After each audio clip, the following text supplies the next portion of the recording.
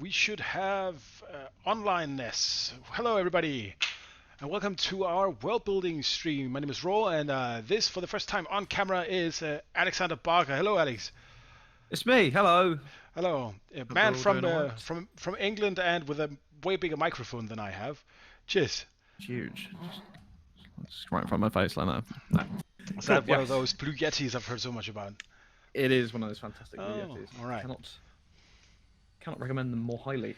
All right. Well, Jonas and I just bought some pretty cheapo ones just to see if they were any good. Otherwise, I'll have Oh yeah. like a microphone grip or whatever, a boom, whatever. Yeah. This is on a boom arm as well. So. All right. Well, for those of you, oh, hello, Inflatable Cat. Just saw your chat. Nice to have you here. Please go ahead and write your funny ideas. I was just going to say, for those of you who haven't seen our one other world building stream, this is where me and my beautiful players and friends simply have fun and do some world building in Inkarnate. This is the collaborative map we've been working on of Serena, which is the setting of our bi-weekly stream, Storms over Serena.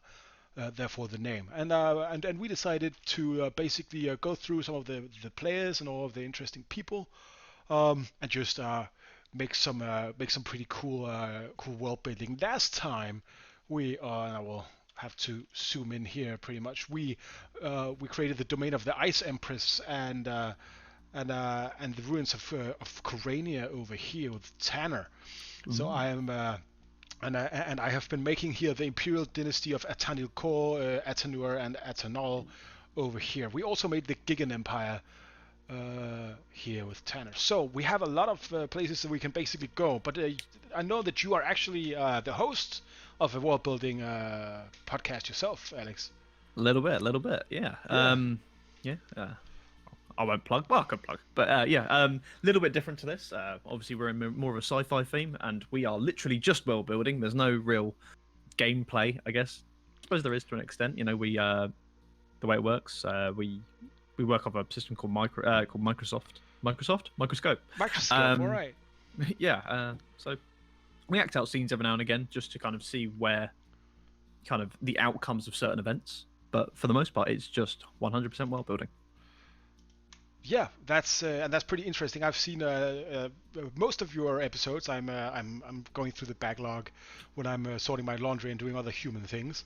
My background is, of course, in GMing for years and being a real nerd about it.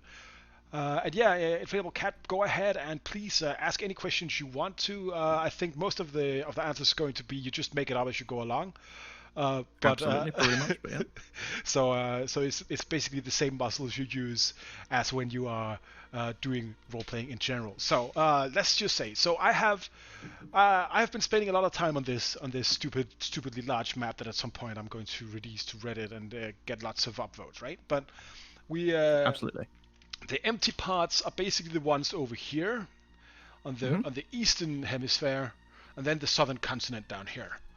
And I will say that whatever you want to do, we'll just go ahead and we'll try to do some world building by using map making as our tool for that today. All right.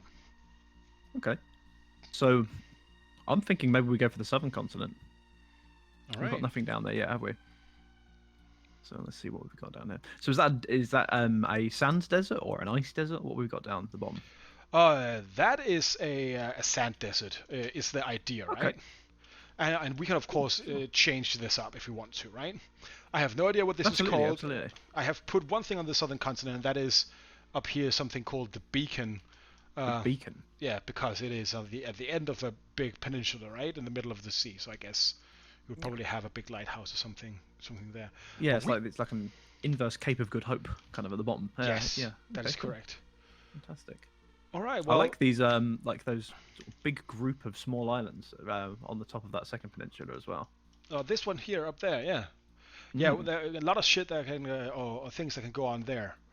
So I guess Yeah, absolutely. so. Where do you want to start out? So what I usually think about is, all right, what kind of area am I looking at, and then I try Hmm. to nail down some kind of culture, right? And what we're essentially Sure. doing is we're trying to create some kind of society that you would put on a map, and from that, well, we figure out some naming conventions, and by putting down the icons on the map, we basically start to make a story of what kind of people this is, and in time the neighbors and everything else. Um, Sure thing. so this is basically our canvas here. So what kind of area do you think, whatever group or nation that we want to? Uh, I think let's start with that kind of cluster of small islands all right, up up the here. top, and then we'll work our way down. Yeah, yeah. All right. So Just above the braced over sea. yes. So to the southern part of the braced over sea. Uh, at the mouth of the whatever not named yet bay here, we have a cluster of islands.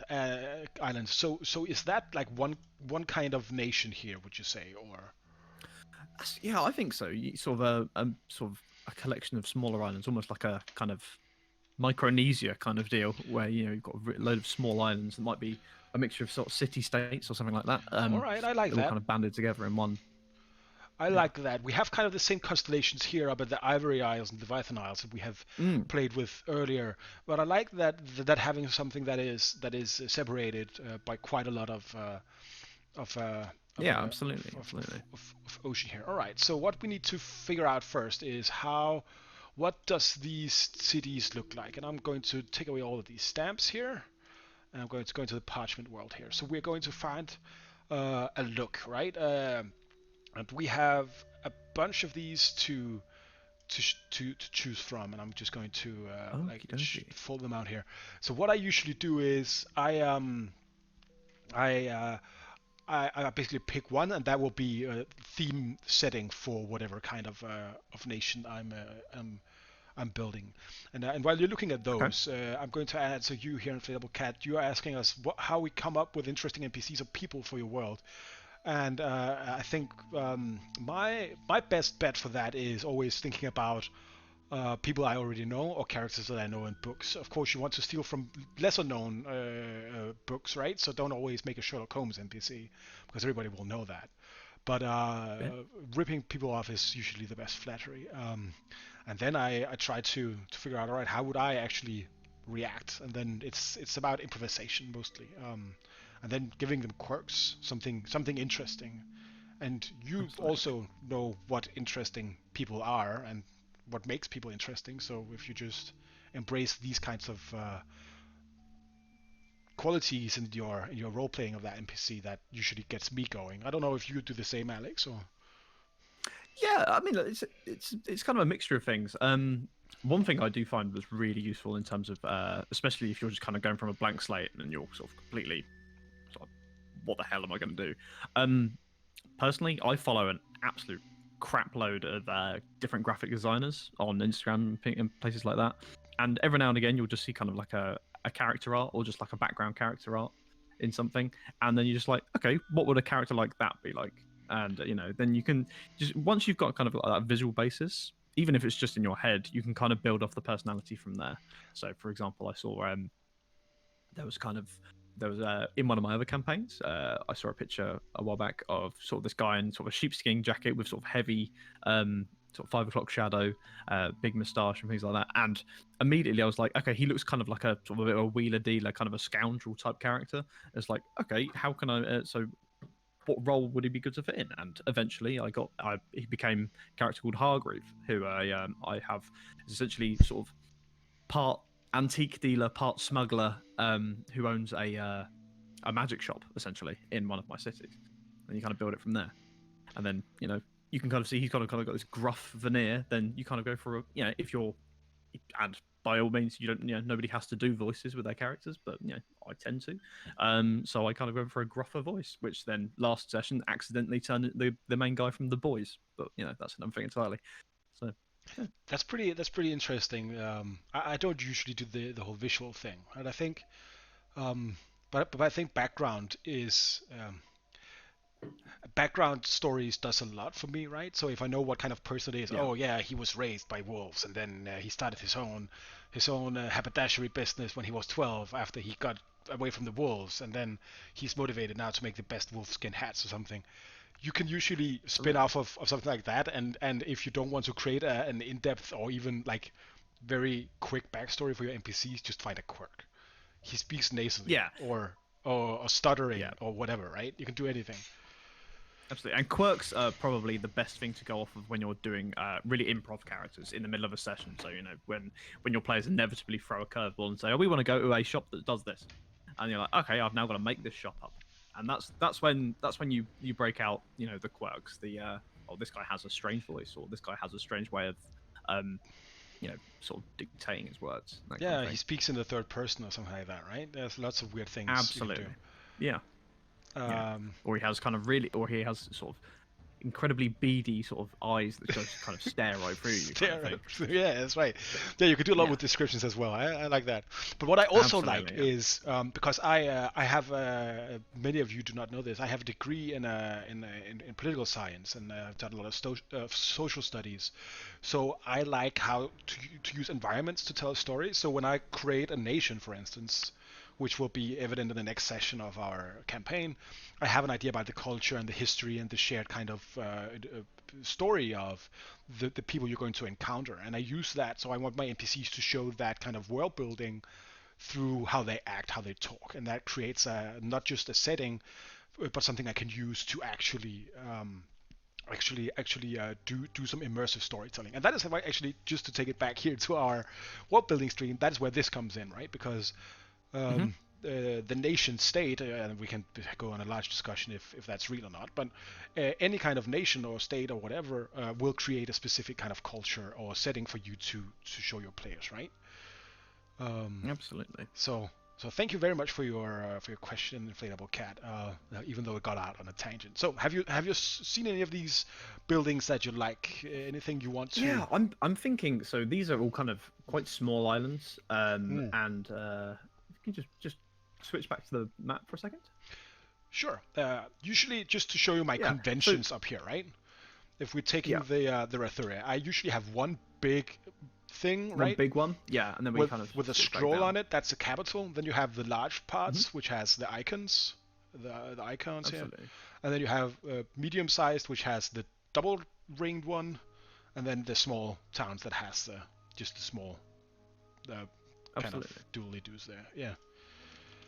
So, and this is something that I've kind of been thinking about a lot recently. Is a lot of the time, essentially, we think of sort of D&D cities as sort of almost two-dimensional in terms of they are sort of flat out.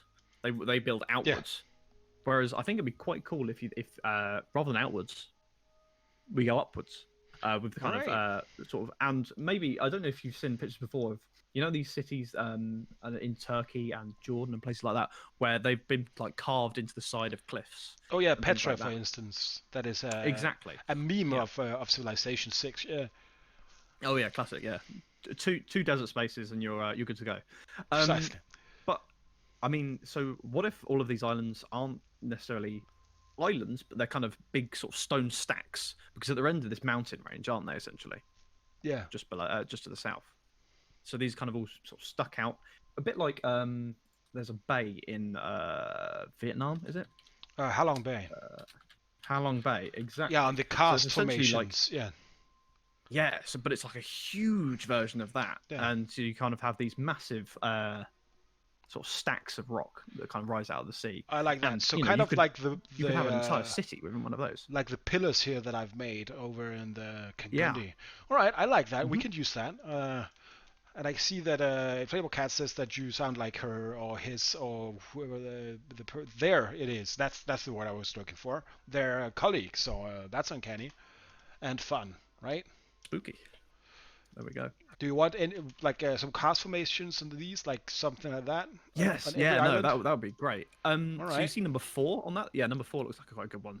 Sort of these sort of solid stacks. I suppose yeah, sure. you could just a mixture, and then maybe on the sort of central one, maybe you have a larger sort of city, Yeah, which could be we can make a feasibly a capital, or at least can a make a version thereof.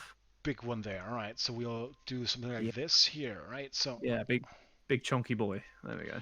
I'll put that in a layer up here, so it looks like it is like a part of this, right? So it kind of elevates Absolutely, yeah. itself. So that looks already a bit larger than the others Yeah. here. I'm going to. Because you could almost imagine at this point that there's probably like even more, even smaller islands that kind of dot around these larger islands, and maybe you have kind of rope bridges and things that go between these massive Oh stacks, yeah, I and love suddenly, that. yeah, suddenly you've got a city in a tower block essentially, but it's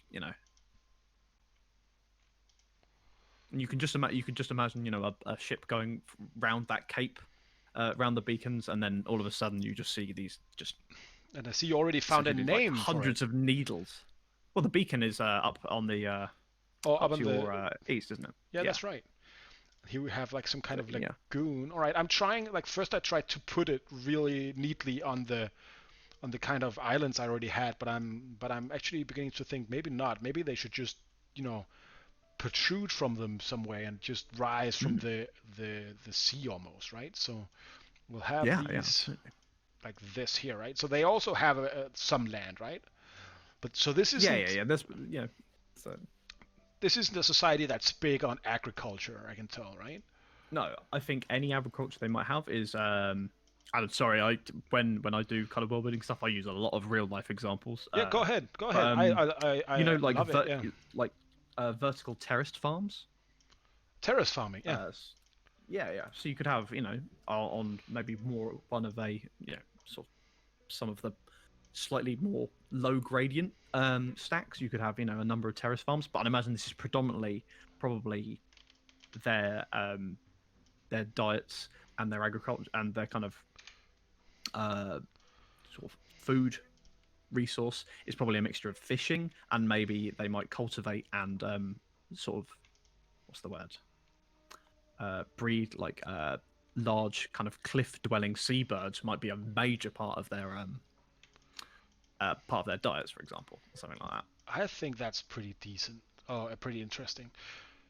All right. See here. I have basically now I've continued kind of I've removed the regular kind of mountains here, right?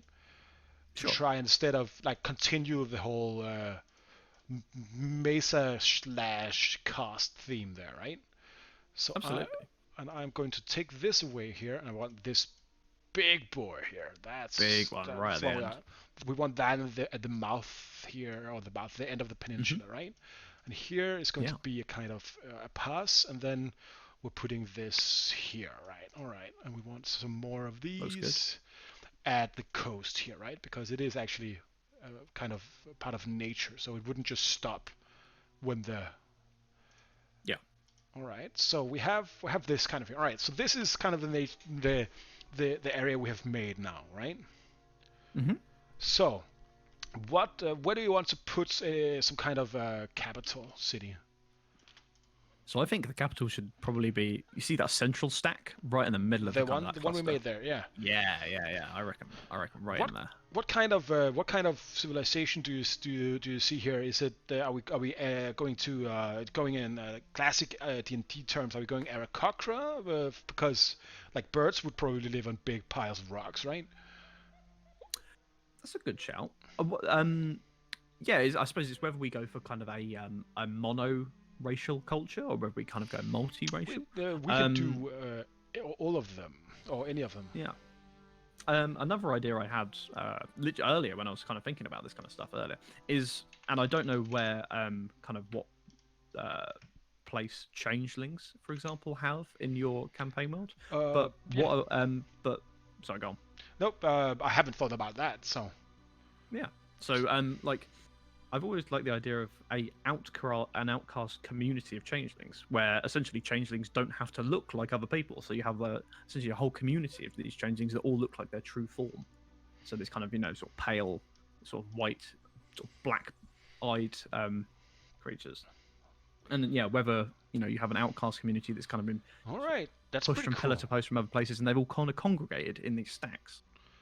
That's pretty Yeah, cool. and All what kind right, of I kind of like it because that also tells us a lot about these kind of people. All right, so do we want absolutely. what kind of these icons do we want for these people You here? you might be better off with like the 5 out of 6 maybe on that that road, just like This where you here. have like the single tower, just because of the shape of it. I think all the four might work as well. So the one next to it, So maybe one of what those are two would these two probably be here? quite good. I Yeah, I think think so. these are supposed to be dwarf cities, but I like this one. All right, so we will have to put that on the on a larger layer. All right, so let's see how it's going to look here. So there.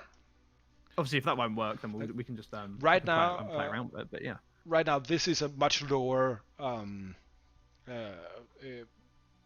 resolution that it will be when the map is done, right? So you will have gotcha. lots of Okay. pixels and all that kind of thing, but you will be able to zoom in on this no problem, and actually it will look good because right now this just looks like a pixely mess, right? Mm-hmm. No worries. No worries. All right, so and I'm going to just take a label here and just copy it over, so I don't need to find it for the first time, right? So this is going to block quite a bit of this, right? But we'll just take it Hmm. here, so it's going to be just the immediate surrounding places of this, and I'm trying to make that a bit small like this. How does that look? Looks fantastic. Yeah. So what do we want to call this this beautiful tower, the pillar of these changeling people here in the middle of nowhere, basically, or the ocean? That is the $1 million question, isn't it? So I think it should be one of these ones where it's named after somebody. So it's something's something, if that makes sense. Something, something. All right. Um, So are we going to rip off an existing culture, or are we just saying, are we going to make up something? um, so I think let's see. I like. Give We me can. 2 seconds. I'm feeling respite. It's someone's or something's respite. I like that. Respite or roost. But yeah, because again, Yeah. if we're going on that kind of seabird theme as well. Um, Yeah. So they're like yeah, changelings and seabird or seabird kind of friends. Maybe. Yeah. Probably. I guess. yeah. Well, you could. I mean, you could dive into a lot of kind of the background of the culture with that. Even if they are changelings, just the presence of like the wildlife around them could be a lot influenced in their clothing. For example, there could be a lot of feathers and sort of avian kind of motifs throughout their These people live their clothing. from porgs. They farm porgs, like the small Yes, birds basically, yeah, from the yeah. new trilogy of Star Wars, and they basically Yeah, survive by killing porgs. Is that it? I don't hate the basically, birds yeah, that much kind of. actually. I thought they were pretty Yeah, cute, but you know. yeah, I didn't Yeah, mind them. Yeah, it's maybe called like sort of Weros's respite or something like yeah. that. Um, There you go. Porg's respite. Porg's respite. Beautiful. Maybe you have some kind of a shout out to something you've created in your own campaign, or Let's see. Um, this is kind of one of these strange situations in which, because my campaign is set in such a sort of alien environment compared to this one, it's difficult to kind of draw parallels. Let's just so we don't get copyright, let's call it Perog instead of Porg. So Perug. All right. So the guy is called so Perug. Perog's yeah. So the first changeling that maybe Yeah, it was. reached this kind of stacks and began sort of digging Was into these giant bits of rock, or climbing through these karst tunnels, was Perog. all And right. yeah. I can dig that. All right, so I'm going to put that a bit lower here because we can't see Hmm. the pillar behind it anyway. So might as well Yep. just make it a bit larger. All right. I guess what we want to do then is put some small towns on top of some of these. So I guess there's going to be a big one over here, right? Absolutely. Yep. Of course, right? And maybe just one other large settlement somewhere. Let's see. I think the one just directly south of Perog's Respite, Like and this one to here. the yes, this one here. Yeah, I think so. And then you can have a number of smaller kind of villages. All right, I'm just going to do that Towns. here, like that, and then I so see. Sorry, yeah. gone. I see this is kind of not necessarily a lot of different places, but the ones that are there are very highly populated. Yes, There's a very high dense. population density. Yes, yeah, yeah, So exactly. actually, Because we they're all shouldn't kind of have any of the small towns. We only have medium ones and above, right? So I'm just going yeah, to I'd grab say this so. one. So we'll have So I put one put one right on the end, just right on on that. the end, just Yeah, that one. right. Yeah, I guess. So yeah. does this look weird when it's on the top? I think it See, looks a bit weird. We want I to think you put can it, put it in the middle. yeah, like here, Yeah, right? yeah, yeah, yeah. And then one here Hmm. and one there, And right? yeah, I think that's yeah, So that looks fantastic. there's 7 settlements altogether, Sure. and the capital of this small nation on stilts basically is Perox Respite. All right, Yeah. let's name the larger settlements here. What kind of so we have 2 places. So one of them was something Okay. with roost, right? So it's someone's roost here. Yeah. Let's go for something alliterative, so something R related. Let's go for let's see. Thank you, Yuno. And we have Yuno in the chat. He's saying it's looking great. Thank you very much. Thank you very much. Yuno is, as Um, you might know, our IT guy who saved us on many occasions and does all the server things. So it's great to have you here watching as usual, man.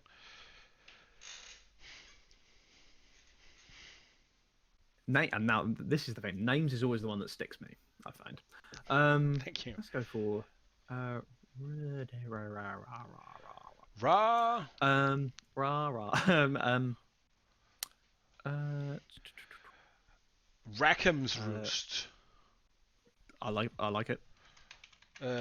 Rackham's Roost is there, and then we have something down here. Let's call this uh call that call that Belson's Brood. Belson's Brood. I like that. All right. Yeah. So we have these here, and they have to have some kind of seafaring capabilities, right? They're probably pretty good So sea like. the way I imagine it is Yeah. like there's a number of caves at the sort of the stack's bottom, and all of the port is essentially within the bottom half of it. So kind of Yeah, all of the boats kind of go into the bottom of it. Yeah, like that here, right? So, absolutely. all right, and we should probably put in some trade routes here, just to give the like to Definitely. show that there's some economics going on here. As you know, trade is the lifeblood of civilizations, right? So, Sure. or someone would at least say that to you. Oh, that's looking pretty cool already, right? Very That's looking nebulous really waters cool. here, right? Imagine Yeah, trying yeah. to navigate these rock formations. It's Yeah, you're going, probably going to have to use a lot smaller ships and things like that to get to really get in here. yeah. So that is also a defense for them, right? It's very difficult to bring in an army Absolutely. in Yeah, this yeah. place.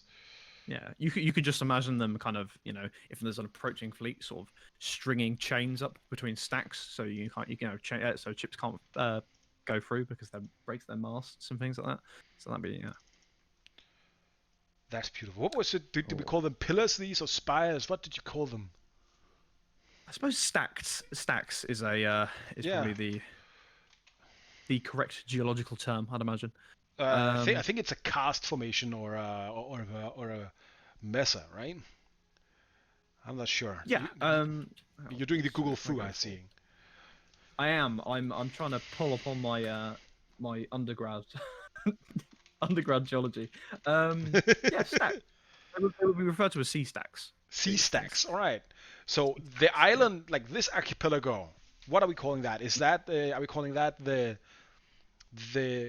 like the stacks on stacks on stacks island? So or what do you think? We um, I mean, you could go because it's kind of sort of piercing into the sea. You could literally just call the archipelago the Great Stack. I like that. All right. So I'm just going to grab one of these labels here. I'm going to reverse the curvature and I'm going to make it a fair bit smaller here, right? So Hmm. so the the uh, the C stacks, the braced over stacks, Yeah, like this here. How does that look? You think? I'm going to that looks fantastic. braced over stacks right there. We're going to fit it to. All right. So that will be beautiful. And then this bay here. What are we going to call that? That's very large. It's almost an inland sea, right? Do we want to name that Yes, yeah. anything yet, or Um, let's call it the something inlet. I think. sure? Um, because it is essentially like it's almost like a giant lake that goes into Yeah. a series of other lakes almost. Um, I don't know what let's that call it. this kind of continent is called. So we could basically call it the That's continent, true. like the European inlet in this case, right? Uh, Yeah, yeah, yeah. Call it let's see. Um, let's call it the it Foscar Inlet. the Foscar. All right. How do you spell that? Foskar. Foscar inlet. Yeah. We'll put a V on it, and I guess space it up a little bit. I'm going to do like that so we can kind of continue a bit like Zoom it down. I like this that. here. Cool, cool. All right, I like that. All right, so this is the Foscar inlet.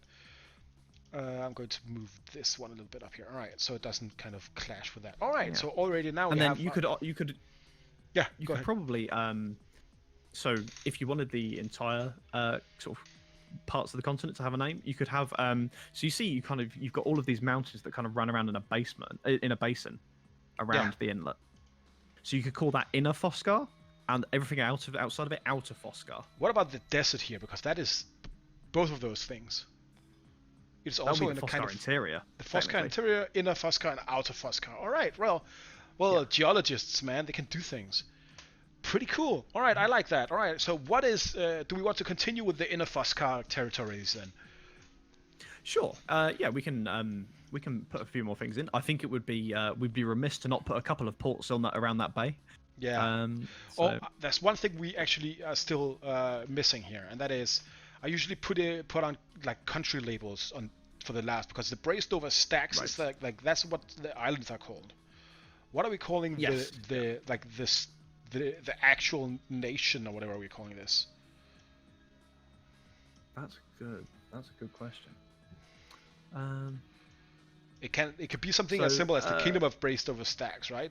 Doesn't need to be I think I think it would be a combine, right? a combine. All right, so Yeah. So all right, maybe, you're challenging I'm me a pulling little on bit.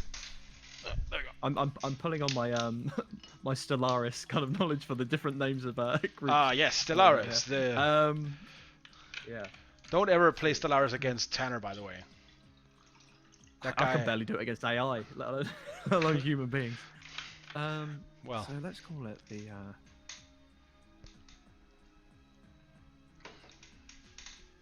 Let's see. a combine is. Uh, so, considering it's all on stacks, you can imagine there's probably a lot of scaling of these different stacks. So we could literally just refer to it as the climbing combine. I'm buying that. That is pretty cool. All right. So, but it's a combine, right? Meaning this is not an authoritarian place. This is a place for outcasts, right? So you will have a lot of Absolutely. these For changelings example, that yeah, changelings. that are not very because they can change the way they look. People don't necessarily trust them. Exactly. They'll be out of the legends of these things. So and they're very peaceful. They're very nice, and everybody's kind of welcome here. But but it started as like kind of a respite for these changelings that just wanted a Absolutely. place to live. So they have terrace farming and they're doing a lot of fishing Yeah. and trading with very peaceful people. Um, Have you seen cormorant fishing before? com- Where it's like a Japanese and a Chinese method where they use these seabirds, cormorants, to fish for them. no, Quite I've interesting. never. I can just imagine a load of sort of really small ships all using these seabirds to fish within kind of the stacks. That's pretty cool. All right, so now we have a nation, and no one can kind of conquer that because, like, unless you had an army of flying things. Yeah, essentially. Or you just leveled it from the sea. Yeah. with yeah. Oh yeah, with controlled sea and weather fly power. in large amounts of time that will definitely destroy Yeah, everything. absolutely. Yeah, or one big earthquake would probably knock it all down. Yeah. But yeah. All right. For the last thing here, let's see. I'm going to push this, and I'm going to put an international border right there, right? So Yep. that's what we Yeah, have. you All can right. just imagine just a single gate in the Yeah. in the sort of the bottom of that massive stack, which is the only way in via land. So now are we going to? We're going to. I think this is a populated continent, right? We're not going to do. Oh yes, Sure. the great, Yeah. the unpopulated continent. I don't think this will be it, right? So, what kind of people live here in the in a Fosca? I mean, I think that's an interesting question.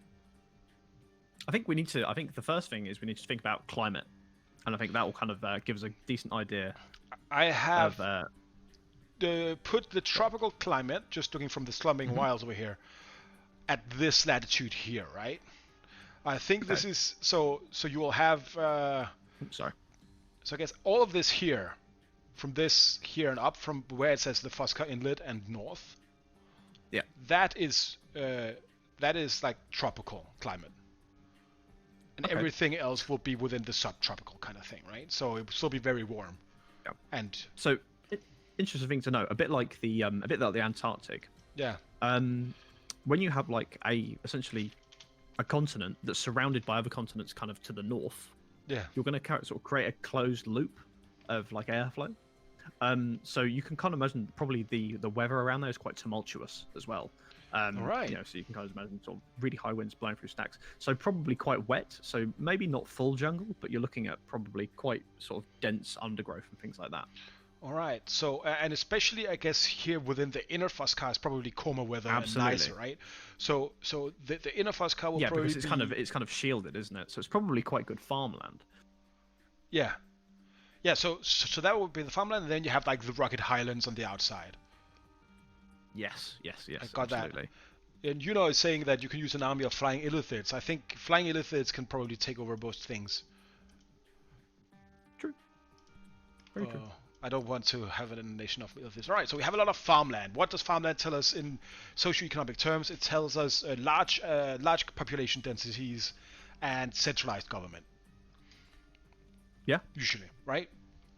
yeah, I think so. Uh, I think let's see. I think we're probably looking at maybe well, you're probably looking at three, just off the top of my head, major cities. I'd put one sort of just across from the T in Inlet. just across. So here at the estuary here. Yeah, sort of between this single bay on its own and the river, you can basically put it on that spit of land. So like there, like kind Right of here, there. right? Yeah. And I'm going. Yeah. And I'm going to, because I don't want to reduce that size. I'm going to just right. put out some extra land here because I decide how Sure. much land it has. All right. Yep. That's pretty cool. I like that. Yeah. I'd put another basically on that spit of land where you've got that larger inlet, just to the Here, down So- here. Oh, down here. Yep. Oh no, across. Sorry. Yeah, right there, where it's got like that snail's head, inland. Yeah. That's right See, here. within that inlet. So Oh, like- opposite side. I see the yeah, snail's right head there. All right. Yeah, That's pretty cool. You could almost imagine that kind of being sort of, yeah, maybe sort of a what's the word? Like an igneous rock kind of plug that kind of juts out into the sea because it's not been eroded. I like that. So- Yeah. Wow. Making this kind of world building with the geologist is very geographists. What do you call that? Geographer, I guess. Well, I did both. I did Yeah. both undergrad, and then I basically did my masters in maps. So That is very interesting. yeah. I hope you like the one I'm making then. No, We're no, making it's together. fantastic. Yeah. All right. I fucked up all the rivers though, but that's No. No, Rivers is my weak point. It's fine. I don't. Perfect. Because as you see here, my rivers flow to the these actually flow together, but all the others have they separate, but they do the opposite thing, right? They flow That's together. fine. Yeah, it's fine. Like the gods made it that way. Perfect. World building. Yeah, 101. exactly. Where do we want the last kind of large city here in the? I in reckon the we put it Fosca here? slightly in on that larger inlet down here. So here. Yep. So slightly inland from that, I reckon. So right around here maybe. Yeah, we'll put it there. Yeah, that looks good. That's pretty cool. All right. So will these be kind of either three different capitals, or are they maybe city-states kind of thing, or what kind of thing do we want to? I'm thinking usually when you have large amounts of farmable land, you will get centralized power, right? Because Yeah. it's basically So it's maybe sorry, go on. no, it's just you have a large amounts of land, a lot of people that have to work the fields, and a large food surplus, and that usually historically what has happened, right? Sure. So let's use the geography to our advantage here.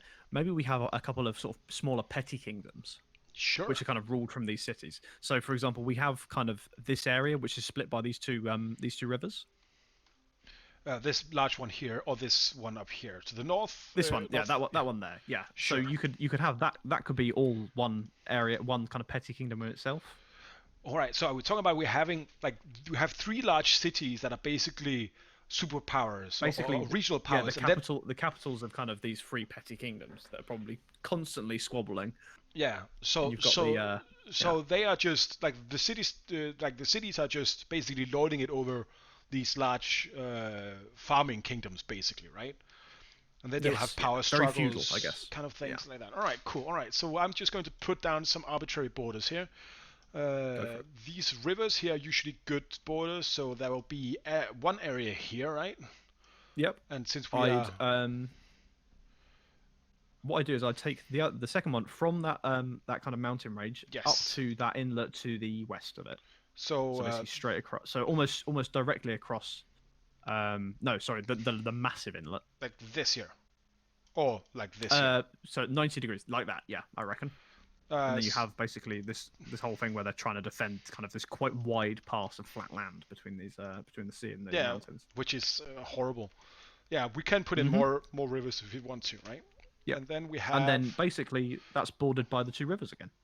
So the river to the south. Oh, I like that. river to the south here, so that will be like that. And Yep. then maybe something like this here, Sure. and Yeah, no, then that looks good. And then you have like a massive disputed territory between those two borders.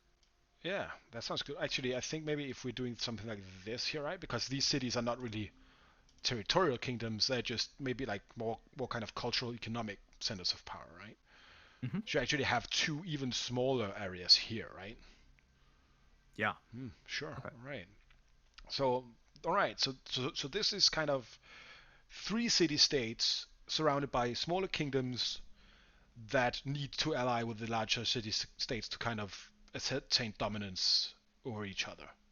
Yeah, it's almost kind of a rush to see which of these areas can ally with the most city states at any given time, just to give them the edge in any kind of conflict that they're in. Oh, this So sounds a these lot are like all, a fucking dystopian nightmare, actually. so the free, like the it's as if the free cities are just free agents, Yeah. and these could be like great mercantile and mercenary cities essentially, isn't it? Because of this.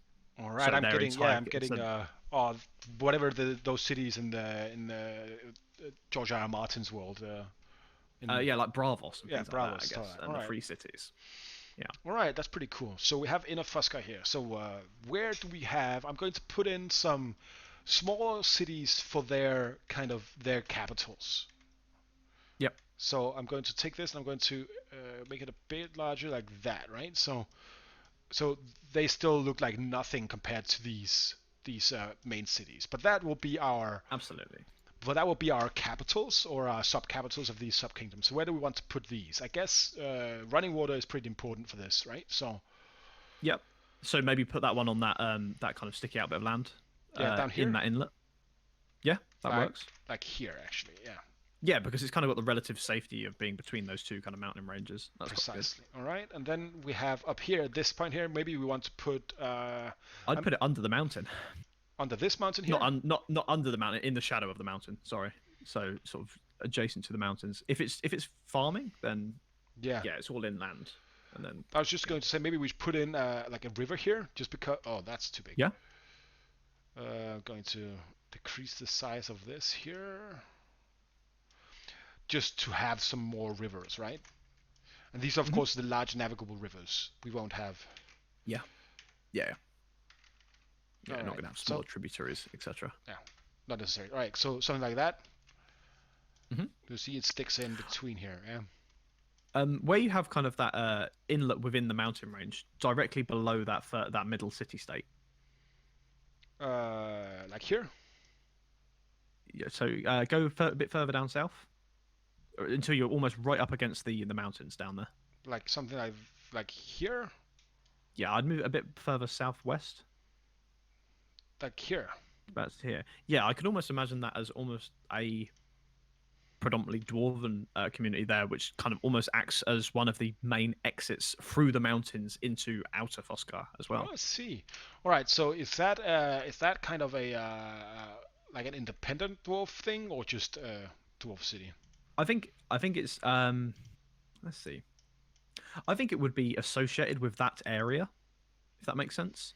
With that kind Yeah. of sort of state. I don't know if state's the best word for it, but yeah, but it has a degree of autonomy. I'd probably say, just purely because of cultural differences. Yeah, because dwarves are hard to like. Yeah, People that live underground are difficult to, Right? I'm going to do but I something think, like but you this, you right? could you could just as easily imagine a load of dwarven farmland Yeah. outside of it as well. Hill dwarfs, for example, in that area. So that is associated with a big place here, and then up in this area here, where do we have the capital of that? I guess I'd be tempted to put it slap bang in the middle. just yeah, sure, I of course. like a true centralized city, and then Um, essentially it's just farmland as far as the eye can see from there. Perfect. And then we have here and here somewhere, I guess, but that is like almost city-states in and of themselves because they have so little kind of territory here, right? Yeah, So I guess here at the estuary would be a reasonable place to have a city, and here at the springs maybe. So this could be yeah. something mouth and something spring. All right, perfect. What would be quite interesting is if those two cities were actually part of the same like state, but they've been kind of bisected by this city state that's kind of it's almost like the city state was part of it initially, but got too great and seceded from it. So you've kind of got this big gap in between these countries I like that. I in like the that a middle of the lot. country. Perfect. All right. So where else do we want centers of population? I get. Oh, that's the wrong one. Uh, I think in this case you're at the probably looking mouth at of a this river, number of definitely, smaller right? ones. Yep, absolutely. Now, Um, so at the mouth of these rivers here and something here. yep, So that is the medium-sized cities. sure. And one where, yeah, just further up. I'd put it further up. I'd put it right on the end of that. Like here, Yep, that looks good to me. Yeah. and something on this side here. Uh, yeah, yeah. Maybe put it at the entrance at the kind of the mouth of that inlet as well. So something like up here. No, yeah, that works. Definitely. All right. And then we want some smaller kind of places, right? Yeah, yeah, totally. So Which are probably going to mostly be along the coast, but I'd probably have one or two inland, maybe definitely, I'm in just certain places, especially in that kind of central bit to the south of where you were a second ago. here. No, sorry, to your southwest, So down here, southwest again. yeah, Yeah, down there, and also the other side of that mountain range, that in yeah. there, So yeah, something where like you are here, now. they will probably have a few, but also some there, right? Yeah, So something like I'm just putting it down willy-nilly now because sometimes you that's have to fine. do that. All right, so let's talk about some geography here. Um, we want some mountains, kind of, I guess. Not some mountains. Yeah, We want I some think forests and jungles up in here. what might be interesting to do is have a central road that goes between all three of those cities, Yes, definitely. and then we can build the geology around that. It's one working a little bit backwards, but it might be quite useful. Sure. That seems fine, right? I'm just going to put down the harbor markers here, just to show that we know where the sea routes go in. I'm going to take the small ones here just so we have them, because I think it just the anchors here adds a nice little layer of just, I don't know. Yeah, no, I mean, totally. There we go. Boop, boop, boop, boop, boop. All right, I think that's it. And then Cool, we cool, cool. want some roads, you say. Perfect, right? We're I going reckon. here. Yeah. And so we will have one that goes here across Yep, and the coast, yeah, right? and then yep, and then you can probably have it sort of splitting off at some point to that central city. Yeah, something like Yeah, this, right? absolutely. Yeah. and you would have a main road going here as well to there, right? So Definitely. actually, Yep. because this is the crossroad, I'm going to change these two up here. That makes it. Yep. That makes sense. That was my idea because if there's a place a lot of people they arrive, that will be where there's more people to kind of. Hmm.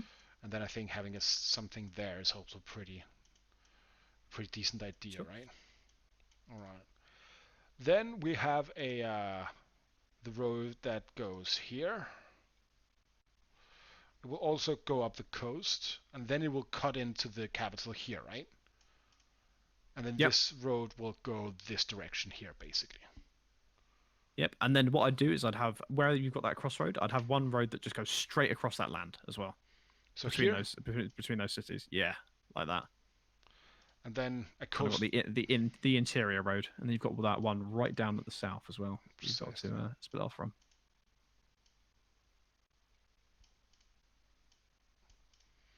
Like something like this. Yep. Oh, that's good.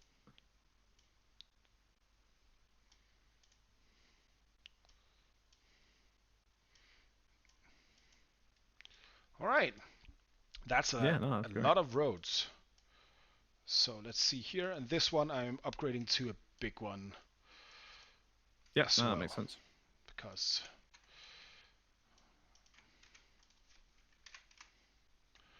And the last thing is this here. All right, so now we have a lot of kind of Nice. uh, routes here. So we want to put in some jungle first, I think. Yeah, absolutely. So we know that the tropical kind of line is around the T here. So we want basically uh, everything above that to be just lush jungle, right? Yeah. I'm trying to, and I will just take this that is like kind of the broad strokes first. Yeah, sure. Um, and then I'm going to remove the radius here and put down some individual kind of trees here to I show think us the way, right? while we're on the trees as well, it might make sense to just the peninsula to the right hand side of that most easterly city. Basically, you could just cover that in dense jungle, so that essentially the beacon is kind of it is a remote station almost, and it's there for the you know So all express reason for being so in the all of beacon. this area here, you mean? I think so. Yeah. Yeah, sure. I am game with that. All right. So let's just give that jungle all the way there, right? Dense Yeah. AF. This is just a horrifying place to trek through. Like not even with your buddies and a bunch of beers, this was going to be a Absolutely. bad time. You'll need your bloody gin and tonics to survive this place, you know? Oh, 100%. All right. So something like this here. Yeah. Even further up I like maybe? that. Probably further up, right? Yeah, I reckon so. Yeah. So we're going to put that all the way down here. And on either side here because this is really Yeah. warm up there. This is so close to the equator, right? Yeah. Perfect. Look at that. That is beautiful. That's fantastic. All right, I'm going to press the save button. So we have like 10 minutes now That's good, Jack. to discuss in. All right. You tell me about your setting because you have the whole like your an underdark campaign, isn't that right? Yeah, yeah. I call it the under home. Yeah. Essentially, what we've got is some great cataclysmic event has happened about sort of 400-500 years prior. Maybe a little bit longer. It's very vague and it's kept intentionally vague, I guess. And since most humanoid races have retreated below ground, and they were kind of initially taken in by the dwarves, and then dwarven hospitality only lasts so long, and then they're kind of sort of sent on their way and pushed a little bit deeper into the underdark. And essentially, you've kind of got this thing where they're kind of stuck between the dwarves, who are friendly, but as friendly as dwarves can be, and then the deep dark, so the deeper sort of more evil, sort of more dangerous parts of the Underdark in between, and that's where you have the Underhome, which is essentially probably about 12 or 13 really fairly established cities, and then a mixture of outposts and smaller kind of towns and sort of frontier villages along That's pretty cool. along certain tunnel routes and things like that. But That's pretty cool. I mean, yeah, some of the main things: no elves. Elves have mysteriously at the time of this kind of cataclysm, where in the sun disappeared from the sky, Oh, essentially sort of some kind of volcanic winter that happened. The elves kind of all sort of disappeared along with a lot of other fey creatures like furbolgs. Um, so you kind of have, and because I thought it would be quite interesting just to have a fantasy setting that wasn't dominated by elves like many are. Um, so yeah, so I kind of that's kind of one of the major kind of restrictions that I gave my players. It's like this time go no elves. no elves. And yeah, I mean a couple of half elves hanging around. Just that have kind of bred within half elf kind of groups. But other than that, That's mostly just it's pretty go. interesting. I think that's pretty interesting. Yeah, yeah, But also, it's very alien kind of. Um, absolutely, yeah. And very you've got alien. the kind of the whole sort of religious impact of that as well. So where the sun gods are normally seen as like the paragons of good, Yeah. and light domain, that's now kind of the sort of distrusted one, Oh, that's and pretty the cool. sort of Yeah. twilight domain. So in my setting, because obviously the pantheon is all separate as well. The main god is the Gloam Mother or the Womb Dark, who is essentially the what was previously the moon goddess is now kind of the main goddess of civilization and kind of this sort of salvation that everybody's found below ground. I think that's pretty interesting, but also because it takes a lot of the tropes that we usually have in fantasy, right? And it turns it on Yeah, its head, right? So absolutely. Yeah, yeah. So yeah, you have a lot of culture distrusting the light, essentially. Not entirely, yeah, but so sort of the way human inverted commas society works now is farming is very druid based because and wizard and arcane based because they have to have sort of wizards and druids to cast like ritually cast giant globes of sunlight oh, above farmland and things like that. And literally when the spell kind of runs out, that's the end of the day that's it of the for day. them. Oh, that's pretty cool. Yeah. Yeah, So so they kind of they've maintained a day night cycle purely based on farming alone. oh, Is kind of yeah. and now just because I'm just putting down some trees willy nilly here. Yeah, that's cool. How did you come up with that? Because that is pretty. That is sounds like a very unique setting, right? Interestingly, I don't know if you've played the game Frostpunk. I did play it. I also saw one of my favorite streamers, Quill18, play it quite a few times. Yeah, it kind of began off the back of that. I was playing that game for a bit. I was like, this is a cool setting, kind of everybody driven to one place and kind of sort of pushed together by their circumstances, and then just seeing like, okay, let's say something like, the setting in Frostpunk worked, and then 500 years later, where is society now? And that's when you have Faustron, which is the main city of the Underhome. Sort of this massive capital of pretty much the capital of humanity at this point, where you essentially have this giant city built around this massive stack of wait Stalagmites or mites. tights? Yep, tights Ah, down, yes. mites up. Yeah, where that have all been again hollowed out. You see, there's a bit of a theme in what I do in terms of world building. Hollowed out, and that's the spires, and they're the kind of the seats of bureaucracy and sort of Oh, I like that. That's really cool. fine living. Quite similar to your saying, there is an established kind of magic system in which all magical training goes through places called the Mosteriums, um, named after Mostar the Mystic, who's the kind of the arcane god in my setting. Oh, that's pretty Um, cool. so, yeah, not quite so heavily regulated, but it's yeah. So kind of one spire, one stalagmite is just devoted to the magical school and things like Ah, that. all right. And then Yeah. it's kind of the interesting thing of you have to work a lot more three dimensionally because you can have settlements above each other in the Underdark and things like that. Yeah, You yeah. can't just think of It, the it crossways. yeah, it comes with its own really interesting kind of problematics because how do Yeah, you even organize a society that is three-dimensional, right? Which right. is that's not a problem we usually have. Well, it is three-dimensional for the real Exactly. world, right? So my players in the campaign, so I'm about to run a second campaign in the same setting with a different group. Oh, But the first group, couple of sessions past, found there was essentially an entire um, goblin community who kind of saw themselves as a an additional district to the city above ground, inverted commas. Um, they saw themselves as kind of an extension of the city, but it was essentially a community and a town of its own beneath the city. So that's yeah, pretty cool. Yeah, but but it is then one of those things. The deeper you go, the more dangerous it gets. It's basically yes, yeah. the good old RPG trope, right? Oh yes, there. I see when I enter here a floating piece of text that says that you need to be at least level 10 to go in. Absolutely. Um, And I won't say anything else, just in case one of the players, because who does watch the streams occasionally, is watching, because I see. there is certain other parts about it So that the, are hidden and that won't come up yet. I see. But All right.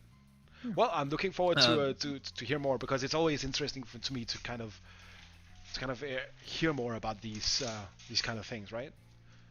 yeah, absolutely. And Um, I can think of a lot of interesting things that can go wrong in an underdark society, right? yeah, I mean, cave-ins, sort of Yeah. isolating a community, for example. What happens to that community if they've been isolated for hundreds of years, for Oh example? yeah. But what do Yeah, you do then with something like isn't there like a mold earth cantrip? there is. Yeah, yeah, yeah. So it would have to be serious, and you'd have to be forced into a situation in which you essentially had no magic users in that group, for example. But yeah, and I will say my settings tend to be fairly high fantasy in terms of just because I basically go for sort of the rule of thumb is weirder the better is what I go for. So Ah yes, the good old British rule of world building, right? yeah, exactly. So, while we've been talking here, I've put down some trees and some jungle and some sea roots here, and I've put Okay. in all the place without any trees. I've put in the grass kind of texture here to signify that this is where we have a lot of very good Cool. farmland, right? Do we have Hmm. we're still lacking the names, but do you have anything you feel that you're missing here? I don't think so. I think we're pretty good. I think no. I think we're good. I think we're good. And they are fairly safe in from a sort of defensive standpoint, in which they're essentially bordered by either rivers or mountains in many cases. So I think there's not so much need for border forts in this situation. That's correct. Maybe whack a border fort in on that land border that they have between the two Oh yeah, areas. yeah. So you'll have some Yeah, forts here. Oh, let me find where do I have a fort? forts or towers. Yeah. I think the Chthonian Imperium up here used to have forts, but good old Chthоnia, Ah, the homeland of Aust, our friend here. Yeah, let's see. All right, so there's yeah. probably some forts going on here, and one over here as well. Yeah. These kind of situations. I think that's pretty cool. Sure. Do we need some bridges as well? There's probably one bridge that needs to go in, isn't there? Between just Oh below where yeah, we've yeah, got our yeah. thing. Yeah, I'm just Yeah. putting in the rose court here, That's right. Yeah, yeah, yeah. just as a placeholder for now. I think definitely we want some bridges. Again, I'm just going up here. I don't want to go in and find it when I can just copy paste it. That is one of the Yeah, no, things no, I makes really like sense. about Inkarnate.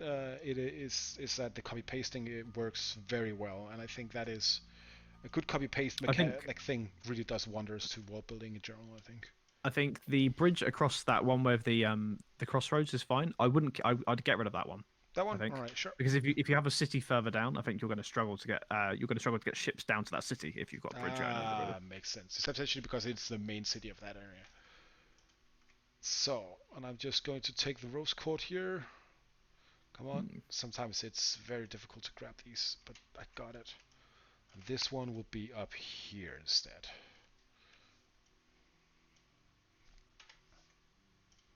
Oh no. All right, and then we want you to go there. Perfect. And this we can just there.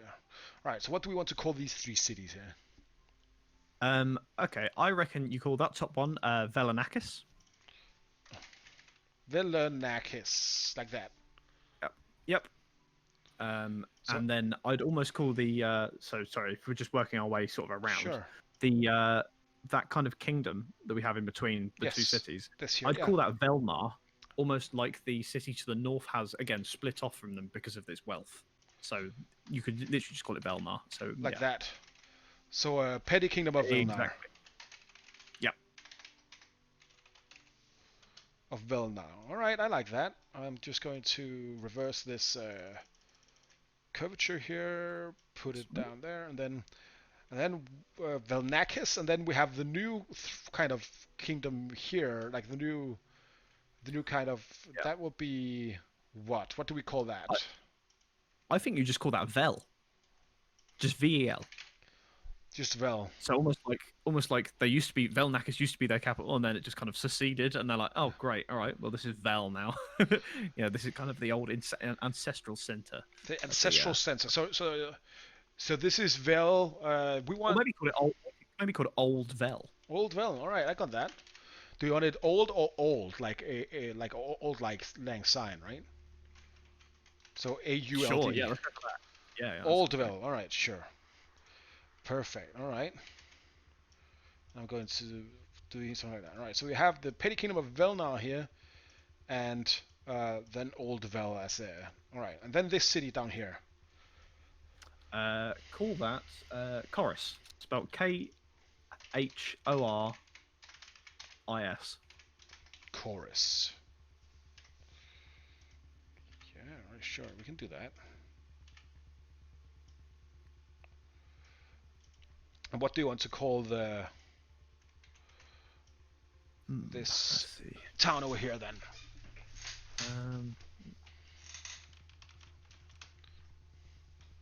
uh,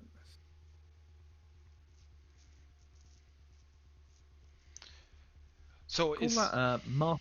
Oh, sorry, go no, go ahead. You had it. on. Maybe I'm just wondering. I'm just trying to think of. Let me see. So just the vibe I'm getting is kind of it's a mixture between kind of Old English and Greek, almost in a way with the Yeah. names. So uh, maybe go for okay, call it Morassendale. I'll paste it into a chat to you, just because I'm gonna start doing weird spellings for things. I think otherwise. All right, sure. Sorry, I'm giving you really long names as well, which is gonna be an absolute pain in the ass to put on maps. But yeah. It's fine. All right, let's see what you have for me here. All right, Marass Dale. All right. Oh, perfect. It didn't. Like that. Marassendale. Fantastic. Yeah. Oh, that was a very butchered pronunciation. Marassendale. All right. And then we have the dwarven kind of place down here. For Chorus, let's call Chorus Port Chorus instead. Yeah.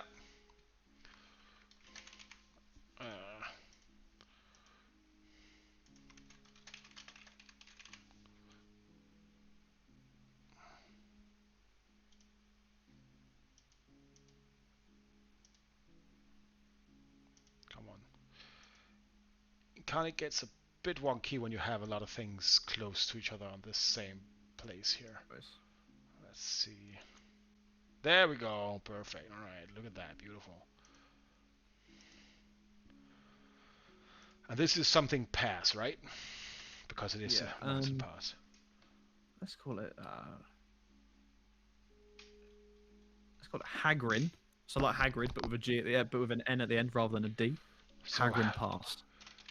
Hagrin, Hagrind, like that. Sure. I Yeah. like I like Let's go that. I for it. like that. All right. Juno asks us, Nick, if we guys listen to music at all when map making, because he has some playlists for inspiration depending on the location he's creating. I usually either not listen to music at all, or I listen to podcasts. Right now, I just put on the Noir playlist of free music I have for this, uh, because it's just chill. I find it right. But otherwise, no, I don't actually use music for that kind of thing. But what about you, Alex? Do you do? Well, when I was first sort of world building and map making for the Unhome campaign, I did, I mentioned earlier, I did listen to the Frostpunk original soundtrack for quite a lot. I tend to listen to mostly instrumental stuff. I listen to a lot of like Max Richter, John Hopkins, that kind of stuff when I'm doing this kind of work.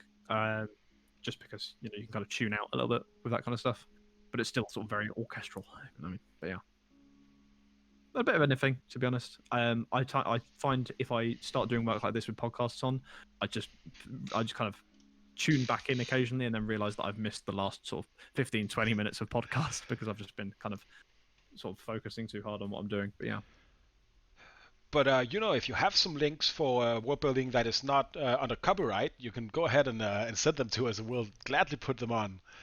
Uh, yeah, but I'm afraid when you're using things uh, in Twitch and YouTube, then we need to make sure that we either have the rights and we don't have that kind of money uh, in any capacity. yeah, that's fine. That is beautiful. All right, I think that is I'm just pushed the save button here. Usually this is much quicker for Inkarnate, but it's when we have all this kind of Yeah, you've got so many assets in here right now. It's probably going to take yeah, I have yeah, a lot. 20,700 objects right now, right? So Yeah, that's a it lot. it takes a long What? time to export it as well. Let me tell you that. But we can export it as an 8K map though, so it is beautiful, right? You could plaster a wall with that, right? Oh man, not enough people have maps on walls, in my opinion. Either I'm a big proponent of it. Yeah. But yeah. Yeah, says that we have to be careful with music on streams, and I think we agree. Yeah, totally, totally. I was going to say, I think interesting one as well for Incarnate, and I'm probably going to have to sort of tune in for more tips with this in Oh the future. yes, Obviously, because I'm doing all of my stuff underground, it's quite strange trying to work sort of do the inverse of what you normally do on a map for Incarnate.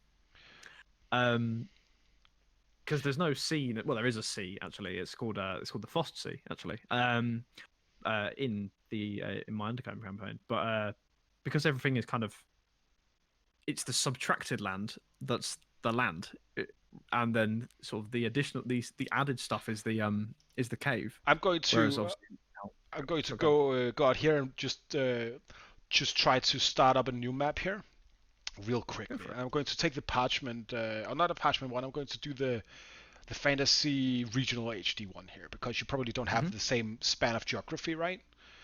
So the difference Yeah. between the fantasy regional is that it is like kind of an isometric view where the fantasy world is made as a top-down Gotcha. view, right? Hmm. I like the parchment one the best. That is the one I use. But if we're Yeah. just taking the fantasy regional, all right, I'm just taking a landscape. We're doing this in ultra. I understand that this is not what it's used to. All right, I'm just going to show you a bit of tips and tricks, right? So Incarnate Yeah. Go for operates on two different levels, right? it. Um, and there's the background and the foreground. When you have this landscaping, the mask tool up here, what you can do is you can choose the edgy shape up here. This one listens to lots of goth music, right? Then put Hmm. the amount of shape, the feature size down to 3, so that way you get a very rough kind of thing. If you put this Yeah. up, then it gets a bit more blocky. Yeah. So what you want to do is really just have whatever you want to do have, right? So what I Yeah. would do, thinking about the making an underground map here, what I would do is I would say, all right, so where is the big caverns, right? So we would have a big cavern here, and we would have another one here that looks like this maybe, and then we would Yeah. have some kind of smaller whatever going out. Now I'm just doing stuff like that, right? So Sure. let's say this is going to be an underground map. What I then would do is go in here in the brush tool, select the background up here. Hmm. Then I'm going to select the just the pitch black shadow one that you can use. Take the softness all the way down, and then just Yep. remove the background Ah. here. So then I think you can invert the shadow on the raised land as Precisely. well, can't you? Because then we can go back to the mask tool, the mask effects here. Right now it has default preset. We can put ripples on it if we want to. Yep. Or we can do a custom one instead. And we want to do a shadow inner ripples effect. We don't want the ripples effect. We want something like that. We want shadows. Hmm. We want brown or gray. Let's take like a good old gray one here. Sure. See there. I want it out in some kind of distance, like maybe that. Now I'm just like, oh, that may be a bit too much there. Little bit. Something like this here for starters, right? Yeah, This yeah, is yeah. No, that's good. and then that is the outer shadow, and then the inner one, you could take maybe a bit lighter gray, and we'll have a Yep. distance of 2. Oh, that was 4. Wow, all right. So this might not like this is just me spitballing, right? No, absolutely, But then what you absolutely. could do is, of course, then you would probably want to mask the foreground with some other kind of brushes, right? You would probably want some granite kind of or snow, or I Yeah. don't know what you want, right? But that's definitely going to be brushes you can use here to just make it look the way you want, right? And, Mhm. and right now it looks a bit stupid because I would probably work a bit more on the shadow masking. But then when you go in Yeah. here, one of my favorite kind of type of these stamps here are the cliffs here, I should see, right? Because if we go Yep. up here and we take, oh yeah, we're taking this, so we just want to bring down the size to maybe like something like 40-ish, and Hmm. then just go ahead and choose the ones you want, right? Something Yep. like that, and something like this, and there, and then what I would do then is after Then just that, go back and then make yeah, sure clear it that up. the top arc here is just shadow or black, right? Okay, cool. Yeah, yeah. So that would be Nice. my solution to doing that basically, because it is basically the Nice. background. You're just inversing it instead, right? Yeah, absolutely, absolutely. And you can Mm. do this in a parchment style as well. It would look beautiful. I'm pretty sure. I will definitely do that at some point with you if you want to. Yeah, I mean, just for your benefit, I'll send you through. I'll send you through the other one that I did as well, just so you can see, like, just so you can get a better idea of what my plan was. What Sure. my what the map that I kind of did. This I'm fairly new to Incarnate because previously I do it all by hand. Just because I yeah, I tend to just sort of free draw it on pen and paper. Yeah. Yeah, I I think at some use. point, so you can load assets into Incarnate as well in some cases, can't you? Yeah, you can. I have a lot You of get a minimal. custom Yeah, ones that I don't really use. yeah. I have a whole like font style that I use for my maps as well, which is yeah, interesting. Yeah. Yuno says that he listens to lots of fantasy game soundtracks like The Witcher, TS, and Dark Souls. Those are That's a good also shout. good choices, all of them. I find the the ambient music in the Elder Scrolls is fantastic. Interestingly, and it's something that people kind of miss out on a lot of time because of the radio in it. The ambient soundtrack for Fallout is fantastic, but you just don't get to Oh, hear it because you've normally got the radio on. So I mean, because I kind of did a playthrough probably about 6 months ago when I didn't even bother having the radio on for a lot of time because it bugged out a little bit. As Bethesda games are regularly want to do. Yeah, and I just listened to the ambient soundtrack and it was fantastic. I think the ambient So, soundtrack that has actually affected me the most is probably the Minecraft one. oh, I mean, totally. Yeah, But what's his name? Is it C1118 or something like that? The guy that composed it. I don't know. Um, But it is, yeah, I mean, especially when you're fantastic soundtrack. all alone way underground. That's scary, man. Yeah, yeah, yeah. No, totally. Think of other good game soundtracks. Yeah. All right. Let's have a look at the rest here of our. So we have this kingdom here at the Port Chorus at Hagrid Pass Hmm. and Marasendale. What kind of what are we calling this petty kingdom here? Ooh, let's see. Um, hmm. Uh, Yeah, I haven't tried Wonder Draft as a but I've heard good things. I've seen very good things of it, but I yeah, think likewise. Yeah. after I got kind of used to using Inkarnate, I've had no reason to not use it. I think it's very much a tool, right? I used campaign cartographer number 3, I think, but I thought that kind of it made everything look like an RPG map from like a Final Fantasy 9 or something, which is not what I was going for. Then I find this like a much better proposition, right? Do you have anything? Okay. Good idea. Yeah, Yeah, let's call this Tarot. So Tarrod. Tarot. All right, Petty Kingdom of Tarot. And then what about this one here? That is the one that is the Oh, furthest away from any kind of yeah, and it has the most just flat open land as well. So that's what we think about flat this. open land. Yeah, the great kingdom.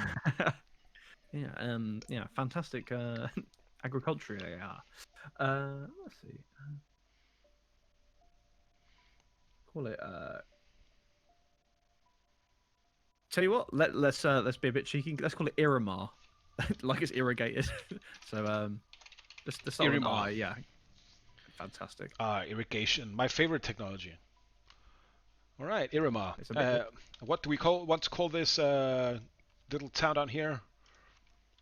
Uh, let's go for similar things to Old Vel. Let's just call it Iran. So Irin. Irin. Yes. Yes, Irin. All right. I like that. Oh, good old And then Irin we need. town.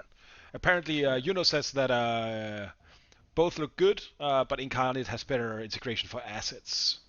Because you can really just add other things into Wonder Draft, which is, I think, a shame. I don't. I think the custom assets I have is from 2 Minute Tabletop, which is very good, but I haven't really gotten around Oh, to using fantastic. it Yeah. because it doesn't fit very well with the rest of the style of for what I'm doing otherwise, right? But yeah, hmm I think for battle maps I might find a place for lots of different assets. But you could also, I know that back in when I used Roll Trendy, you could just have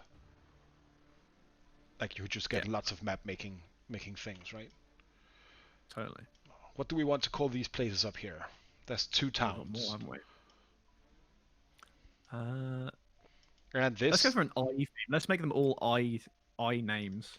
with I. So It's yeah, because yeah. the So river is called something, which is like the root of their names, right?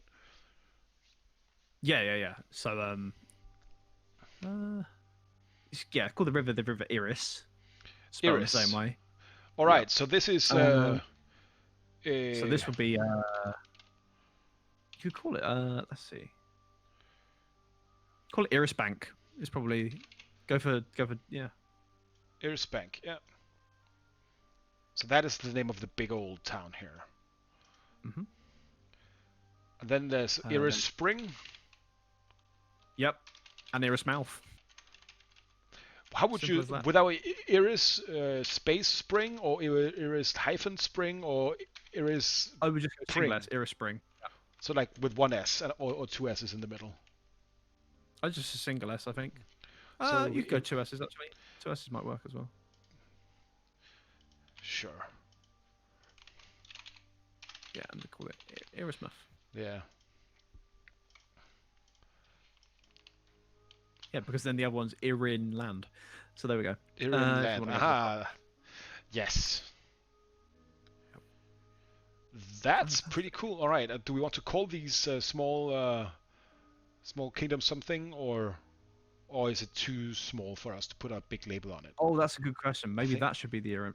Um, maybe take out that one between Iris Spring and the Petty Kingdom of Iramar. So take out that line, that borderline. Like this. Yeah, take out that one. Yeah, I think. And then literally you just have the Iris Bank is kind of seceded from the rest of it. So Iris Mouth is kind of isolated from it, but it's still part of the same All right. kingdom. I see. So it's three petty kingdoms, three Yeah. large kind of uh, uh, cities that has just abandoned basically the Yeah, countries. they've become sort of more powerful than the rest of the land combined, and they're kind of like, oh, we don't need these guys. All right, that's pretty cool. Elitism at work, perfect. That is very beautiful. All right, do you want to do one more thing? We've been streaming for an hour 20 minutes for now, so I'm feeling on a roll. I don't know what Yeah, about you. yeah. Let's I mean, did you say hour 20 we've been in? Let's An we hour can make that a 40 round two. actually. Hour Or, 40. or, All or, right, or let's we've go been for. streaming an hour 40, but I think I started the stream like 20 minutes before. So now 20 is probably right. Okay, yeah, let's go. Let's go for 2 hours, and then we'll see where we are there, and then we can. All right, let's do that. So until 8 o'clock, or I guess it would be So, yeah, 7 o'clock seven, for you. All right, seven. sure, yeah.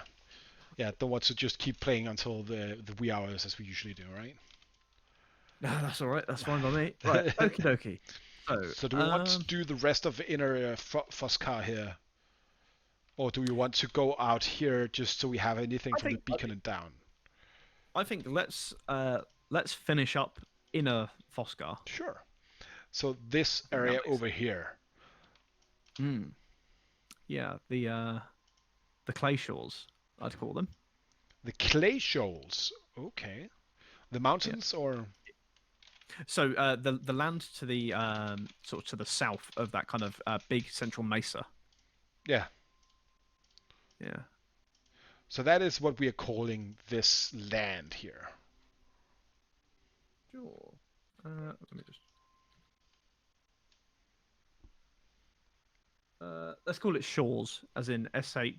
I think. Yes, like beaches. Yeah, there we go. There you go. And then we can have kind of like a sort of a semi. What's the? Yeah, you can imagine like plenty of kind of sort of scorched kind of almost adobe huts kind of along the shore and that kind of thing. Maybe. Let's see. We know from around the middle here and up, that's going to be a tropical kind of climate, right? Yeah, So it's going to be very that's fine. warm, basically anywhere, right? Yeah. I think north of that kind of mesa kind of spine that runs along there. I think Yeah. let's just whack some more trees in for starters, So just to just get some the ball rolling. jungle, Yeah, just dense, thick jungle. something. Oh, that's maybe too dense and thick, right? Maybe a little bit. Yeah. Yeah, that's cool. Yeah, and then just What? kind of keep the sort of open along the shore. So maybe stop there and then just go back up and then just do it north of the mesa stuff. So like this here, kind of. Yeah. All right, I'm going to go down. So I'm taking the individual kind of here instead, just to put in the last of them, so it doesn't look too Sure thing. wonky. All right.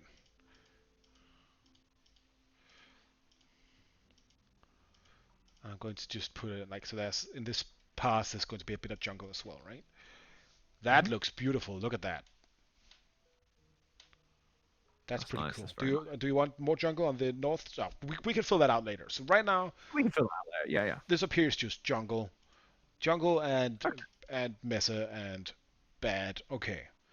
So do we have like one kind of big society here? Do you think?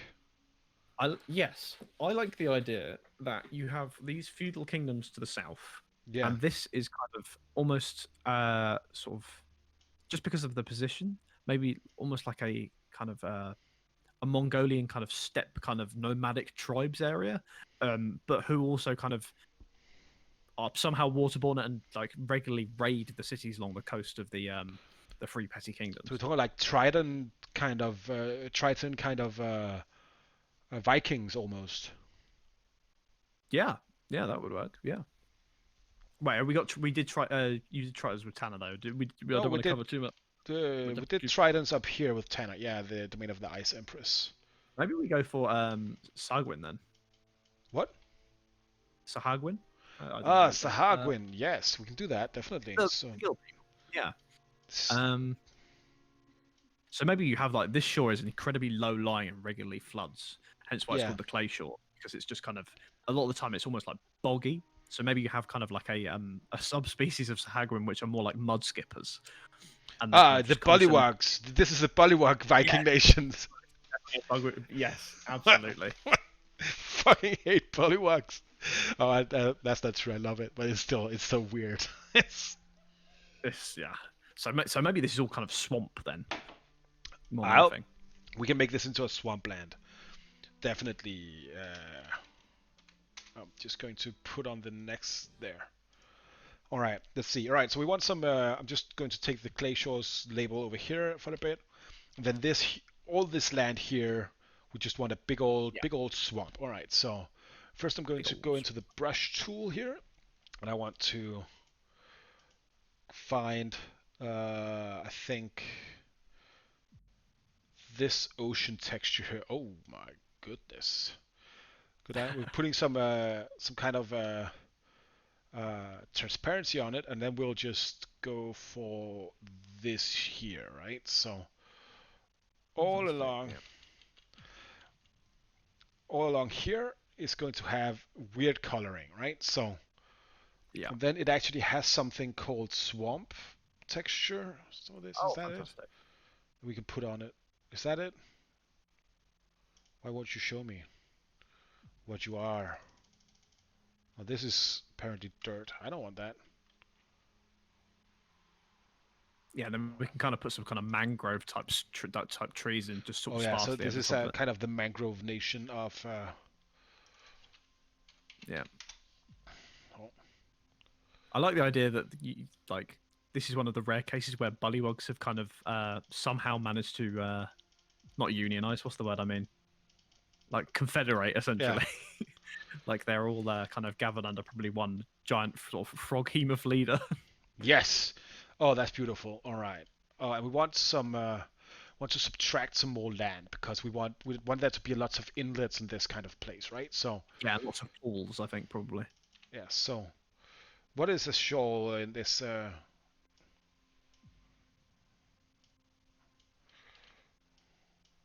Yeah, that's good. Something like that, right? And then we want something Yeah. going in here and out there. And we want something in there. So something like this, right? So you have a lot Hmm. of places where the coast has eroded to an extent where it's Yeah, just where gone. their little lily pad longboats can Yeah, and I'm putting in some rivers here just to kind of, That's great. and then a river that goes out there, just with the lakes. All right, and then a Good small one stuff. there. All right, I think that looks pretty decent, right? Hmm. So they have one kind of big kind of settlement. Is what I'm getting from this kind of Yep. Which is definitely going to have to be called the Great Spawning Grounds. putting in some weird pillars here, right? Because why Absolutely. not? This Maybe put like the odd individual jungle tree in there as well. yeah, Would look quite definitely. good. Oh, I have some. I think we're putting in the settlements now first, right?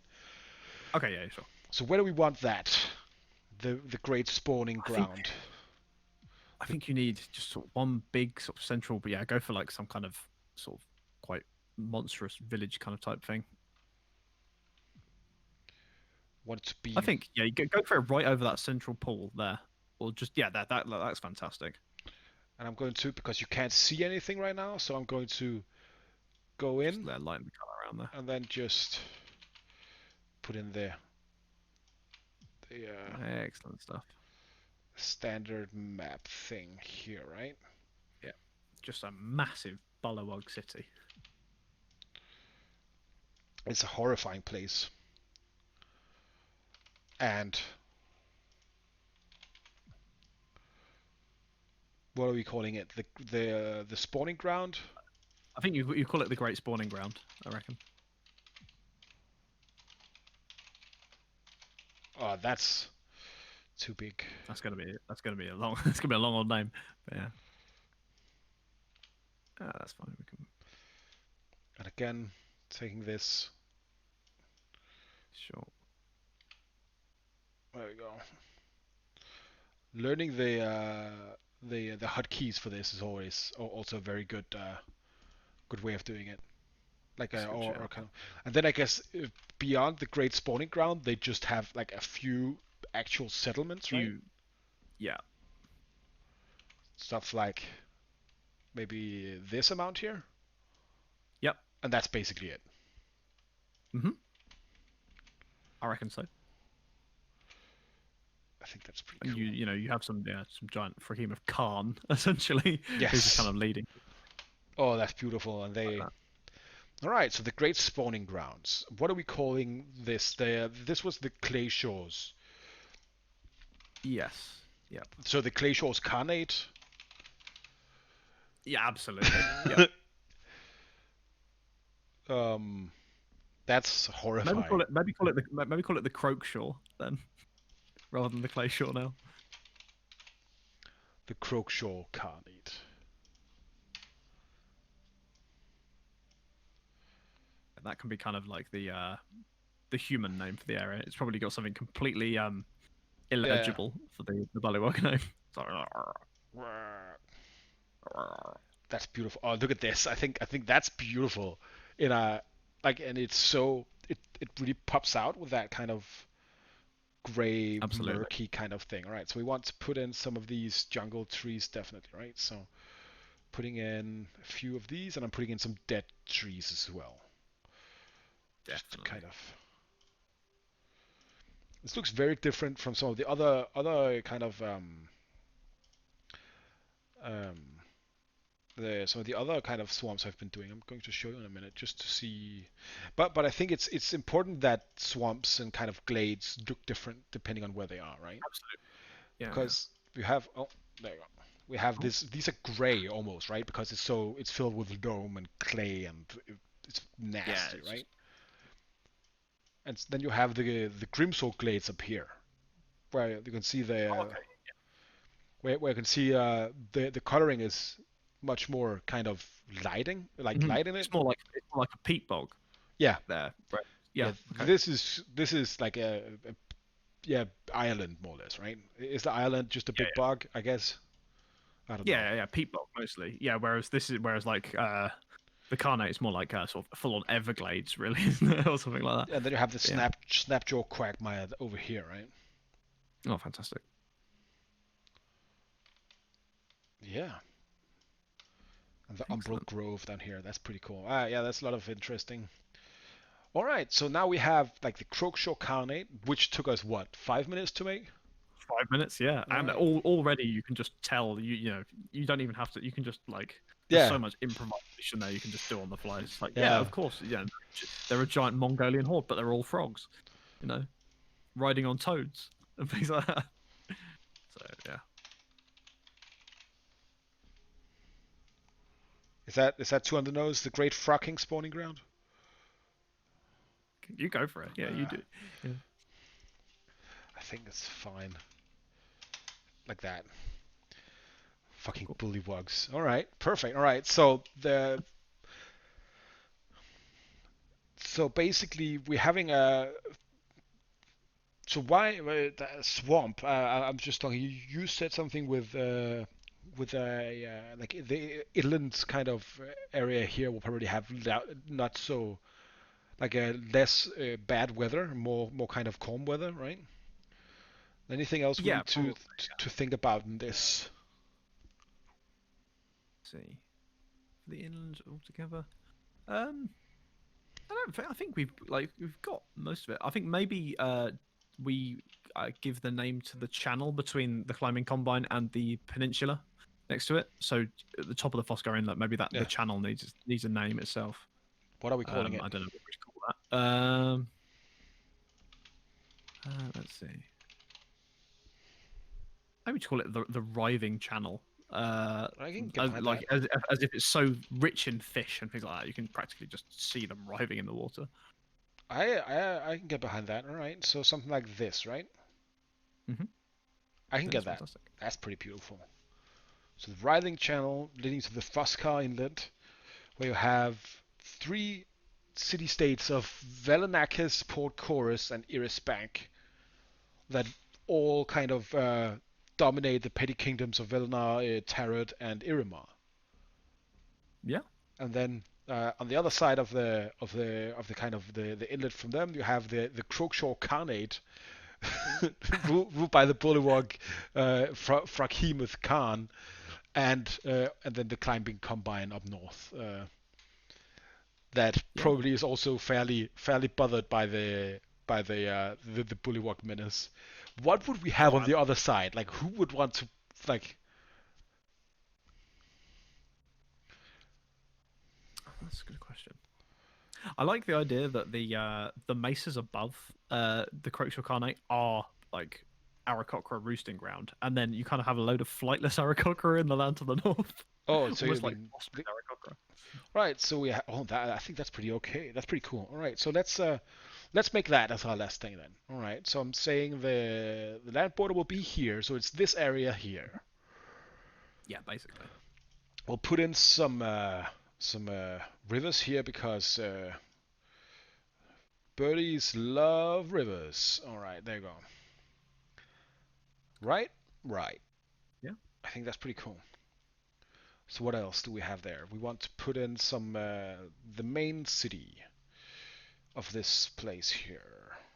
I'm going to just choose one. It's going to be one of the elven ones because birds and elves, right? I don't know. Probably not. Nah, it's not really the right fit for me. Maybe not the Uh, igloo. maybe not the igloo. Um, what have we got? Hmm.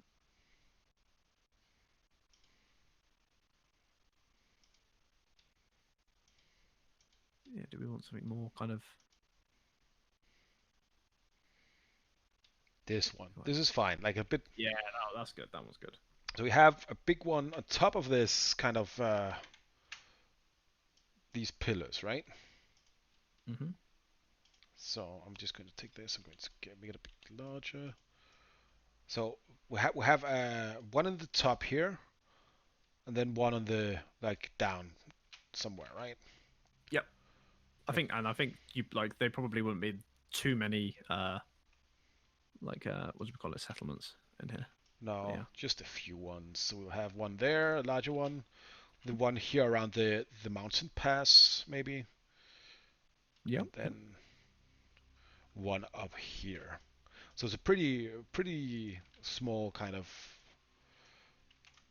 amounts of settlements, and then probably like a few on top here and there, right? So something like that. So what are we calling the big old one on top here? Is that the capital, or is this one here the capital? I think maybe it's this the Well, I one. think the one. Yeah. Okay. Yeah. Yeah. Just for the sake of space, that makes sense. Yeah, Uh, uh, what can we call it? Um, let's it's call it. Go on. yeah, it's like we're going for like kind of an ostrich emu kind of feel, right? Yeah. Yeah. Yeah. Yeah. Let's call it.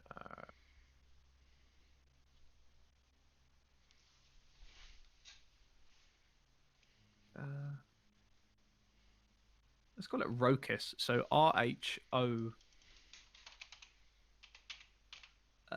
CIS. See, yes. So raucous like this. Yeah. Yeah. I think so. I like that. Where did you get that kind of name? What was in your Off mind the with top that of one? my goddamn head, most of the That time. is that is just yeah, sure. All right, that's pretty cool. Yeah. A lot of the time, you kind of like think, well, what sounds like an avian sound? So, What kind of eggs is the most kind of famous egg in England? egg? Do you say Yeah, famous egg or chicken egg? chicken egg. Don't you have the weird ones that with the candy in it or whatever it's called? oh, Easter eggs. No, not Easter eggs. Are I think it's called Oh, Kinder eggs. Sorry. the Kinder eggs, and then you also have the Cadbury eggs, don't you? I think there's something with that, isn't there? Oh, Cadbury cream eggs. Yeah, yeah, yeah. Yeah. Of course, yeah. So you're calling the mountain one Cadbury or something? Uh, I don't know.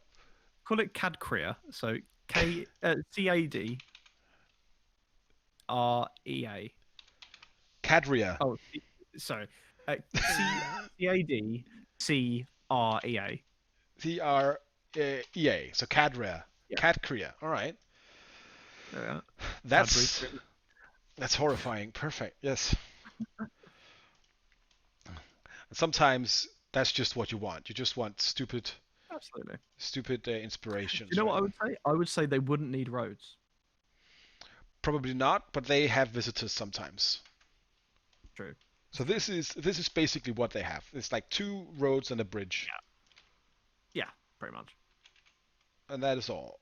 And uh, rough weather on the outside here on the on outer kind of. So would they have? Oh yeah. They would This probably this have is more bad. jungle here and there, right? Hmm. So I would Yeah. I'd say almost have the jungle pretty much going up to the road, basically. They wouldn't have really any open land, I don't think. no, because these things don't farm that much, do they? They're No. big birds, right? So Yeah. like the Muppets, basically. Um, Absolutely. so what do they do? What kind of people are they? Let's see. I think it's probably more hunter gatherer, isn't it? With birds. So They also live next to the Crokshore Khanate, right? But they are oh, so they definitely hunt the bullywugs for food. they do. So they are actually the real menace.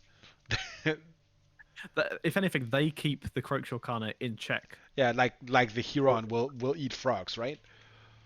yeah, yeah, That's horrifying. Big birds just and I think these are large, like a subclass of or a subtype of kind of Aarakocra that is large yeah. sized. Flightless and really big, I'd say. Yeah, yeah, yeah. So you have the Aarakocra kind of that is like the almost harpy-like, Yeah, warlike flying ones in the mountains, and then you'll have yeah, what is basically Aarakocra ogres living on the land as kind of like a yeah. subservient species. Yes, yeah, yeah. Wow, that's like lizard people in what is it called in Warhammer, but with birds, Oh, which Warhammer, is yeah, yeah, yeah. Absolutely. That's the other thing, actually, in terms of game music. yeah. Been playing through Vermintide recently. The music on that Oh, is fantastic. Vermintide is great. I would love to play some Vermintide with you guys at some point. We've yeah, no, I'm well up for. But yeah. Perfect. All right. Oh, So we need a new list, don't we now? Uh, so what are we calling these? They have a uh singular charismatic leader, right? So this is a basically bird fascists, right? Fascists. yeah, yeah, just incredibly xenophobic. So this is Bird the people. flight of, and who's the leader? Big Bird. Who was the actor inside Big Bird? Let me find out. I'm thinking of Uh, that meme with Big Bird where he's like in a horse cart, and it says when your joke character in D&D becomes invested in the story, and then it just and then he's saying, I think it's like, we ride at dawn, bitches. yeah. So well, I mean, technically created by Jim Henson. The guy inside him on Sesame Street was called Carol Spinney. So maybe call it like Spinnerell or Spin something roll. like that. So uh, yes, I like that. The flight of so just flight of spin Uh, roll here. All right, that's pretty let's really cool. over it. Call it the flight of Dire Spinnerel. So Dire. Like this. One R. So almost like a dire wolf. This is dire spinnerel. Hyphenated or not hyphenated? Not hyphenated. No, It's I like reckon this. the space. Yeah, And we're so this almost like is it's using an adjective towards him. I think that's pretty cool, yeah. All right. And the flight of dire spinroll, they do not sow. Oh no, absolutely not. Yeah, and if anything, they'd be the main risk to the changelings because they're coming in by air. Yes, the flight of dire spinroll. Uh, so the from the peaceful stacks of the climbing combine over the petty Yeah, kingdoms in the south of the Foscar Inde to the great Crokshore Khanate, and of course the fascist flight of Dire Spinrel, where Big Bird will tell you that we ride at dawn. We have now created worlds. We are gods, Alex, you and I. excellent stuff. Which All means right. any minute the the pillar is going to come and try and kill us. That's fine. So let me ask you this: what does Aust think of the flight of dire spinroll that he of course has heard about? I think he'd be. I think he's probably mildly. What's the word? Intrigued by them. But I don't think he'd want to. I don't think he'd want to get involved with them. Put it that way. Unless, of course, uh, unless of course they're for hire. But yeah, For hire, maybe. Well, there could be the primary mercenaries around. All right. So I'm going to exactly. save I mean, this. Yeah, go ahead. yeah. I'd say that Oust is very interested about all of these dispossessed legionaries in Rafajar. So I like that see. sounds like a an army that's possibly readily available. So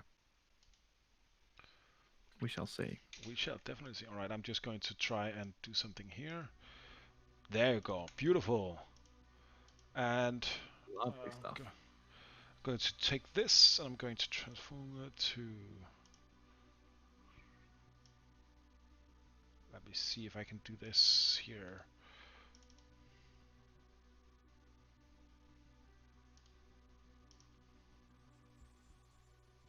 Why does this not work? No, regardless. I will go over here because then I'm going to export this little map here and we can have a look at that as our.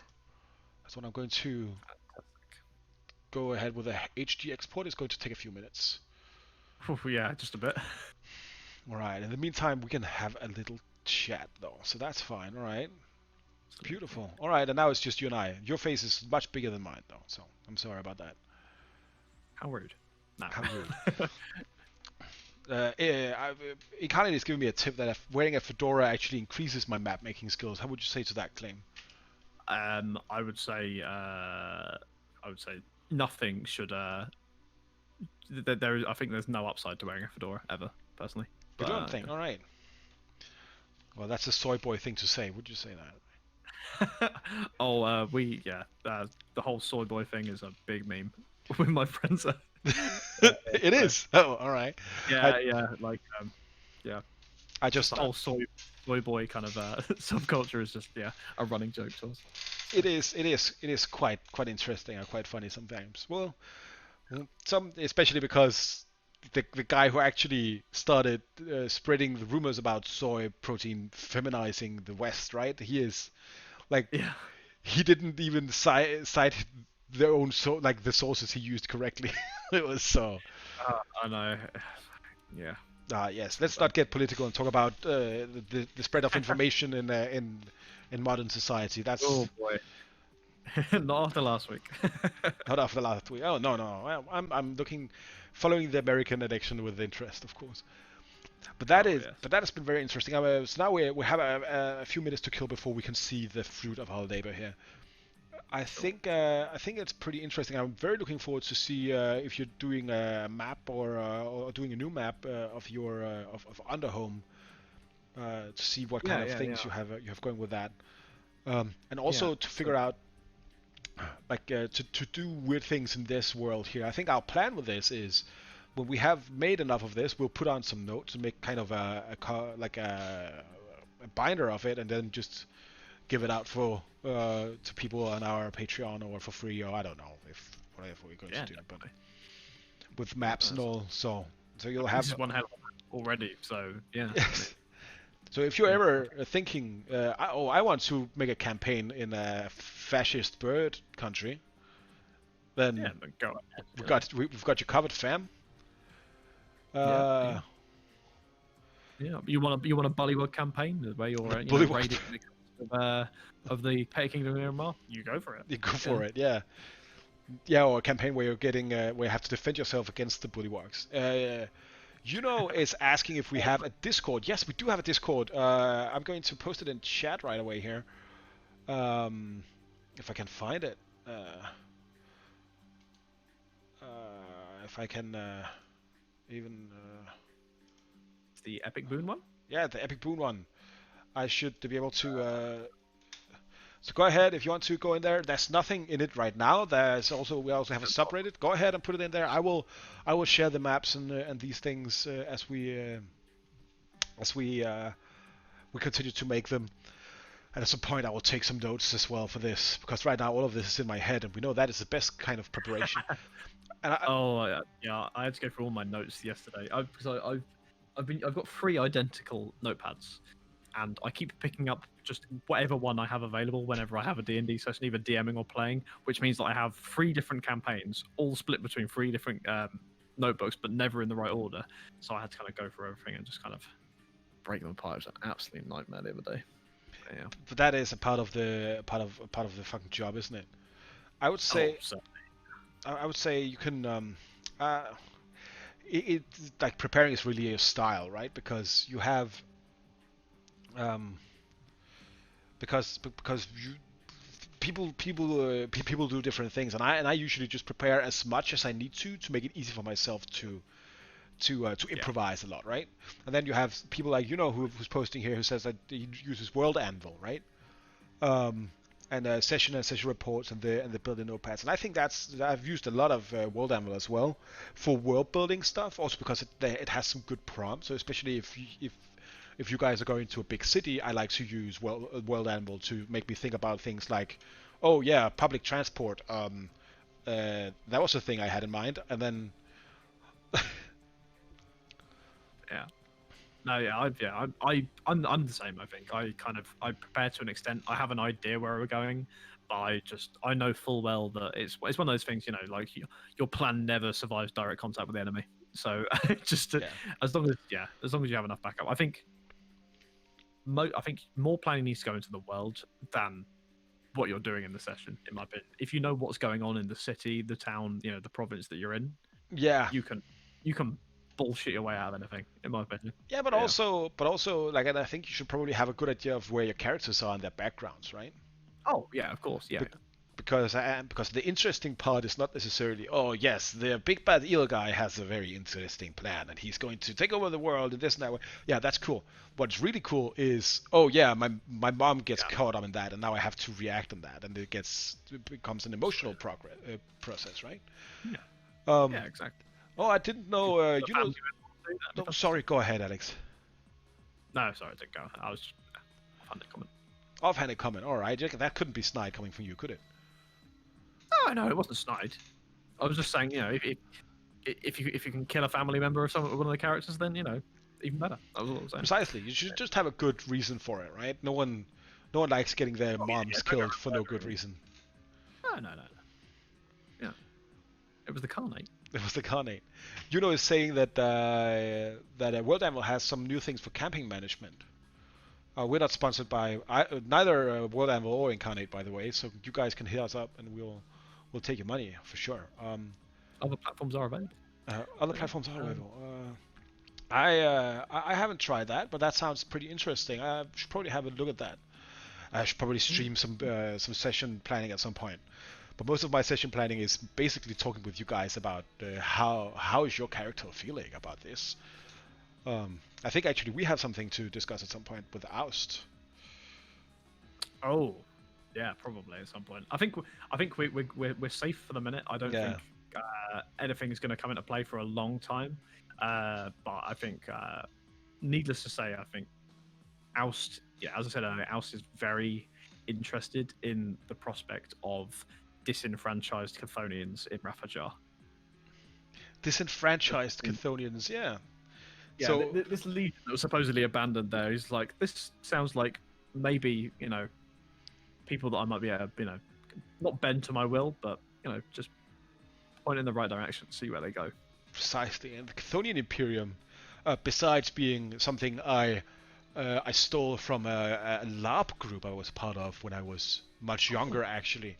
Uh, uh, I think has become a pretty interesting like political point for not just Oust but the whole campaign. I think yeah, it's kind of this sort of big looming kind of background, sort of almost sort of threat yeah, for us. yeah, it is Yeah, a Stellaris fallen empire, right? yeah, absolutely, yeah. Just sitting there and being bad. All Biding right, its we're time. at we're at we're at 90%. So Hooray. Hang on, hooray! part 11 of 12, apparently. There you go. and we'll see all of the things that we need to that I need to go in and just prettify. That's but yeah, I would say where were we? I just lost my train of thought. We're talking about Cathonia. Cathonia, yes. I like having these big kind of integrated political entities, right? Absolutely. Because the story is never about you making a big book villain Yeah. and a plot and a resolution. It is more about you interacting with a world that feels interesting and alive, right? Yeah. I think there's so much. I think sometimes it's way more compelling to have a big kind of faceless evil rather than sort of big guy twiddling mustache in the background kind of deal Yes, as well. So stuff like that, like the Pillar and like the Chthonian Imperium is I think they're a lot more compelling sometimes. I would say both. Both is good. Oh You yeah, should. absolutely. Yeah, if you can make it an absolute scumbag every now and again, then that's super good. Yeah, that's great too. I'm I know. sharing. Bloody I'm sharing oh, the here it is. exported picture with you, and I'm putting that on. Let me check here. That is wild. Finding it. Hmm. Why can it not see that? Hmm. All right. Maybe you should just try to do a screen. Oh, that's not it. There we go. All right. So I think now everybody on stream should be able to see uh, our map here. Excellent stuff. I'm looking at our stream to figure out if we can see that correctly. There we go. Yeah. All right.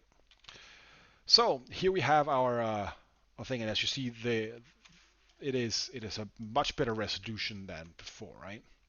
So you can Absolutely. actually Yeah. read the whole thing. So you have Perik's Expert, you have Climbing Combine here, Belson's Brood, and Rackham's Roost here, right? So I think that looks pretty damn good. That's fantastic. Going down here, the Velnakis, Oldvel. Like when you can actually read the labels, the map just gets so much better, Yeah. right? Petty Kingdom of Irma So here, much better. and look at that, the Great Spawning Ground here with the Grey, and the Flight of Dire Spinner, of course, here, and Rokus, and Cat Kriya. Perfect. That's pretty interesting. I like the jungle Yeah. as well. I think we did pretty well here, to be honest.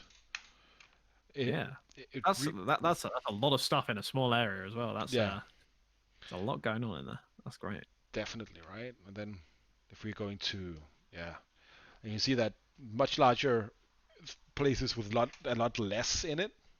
Yeah. Yeah. Yeah. Absolutely. Man, that big dark bit, that sky raft, that's interesting. We'll see if we end up there. I'd imagine we will. No, no, no, no, no. The big black place I made, the Mordor ripoff. No, you're not going to go there. Yeah, no. Strange, fully robed people coming out of there? No. Big sort of spooky people? No. Master Oust, we need to go to the Black Country and get this ring destroyed. I don't know where that accent was.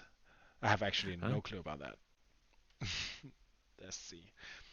All right, but I think that is basically it for us. Do we have anything else we want to do with this here, Alex? Oh, I don't think so. I think we're pretty good for the moment. Yeah, I Yeah. think I think that's pretty decent for 2 hours time. Yeah. No, that's great. Yeah. No, Yeah, I think good I'm job. happy with it. Very Well, yeah, interesting. thank you for having me. No, thank you for being a part of it, and I hope to see you again on here. Thank you, Yeah, yes. for saying that you think it looks great. I think it's pretty neat That's too. it. I think, yeah, I mean, there's so much on it now. Yes. It's wild. So, no, big fan. Yeah, yeah, Yeah, me too. And hopefully this is something that not only we but a lot of people can have some interesting, good times with. definitely. Um, Well, that as usually, I would like to shout out to Juno, who's in chat right now. Juno, you can link your channel, your stream, if you want to watch gamers and a good guy all together. Go ahead and do that.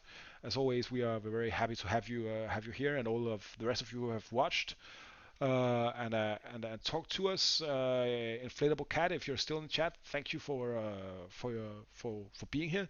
It's been a pleasure having you guys. And with that, I would just say thank you guys for watching, and see you guys next time. Next Thursday is our stream on a Storm Tour 7. So Yeah. come around for that at 5 Big p.m. trouble CT. in Africa. Big Trouble in Rathajar. All right, so that's going to be the title. All right, take care, guys. Bye. Fantastic.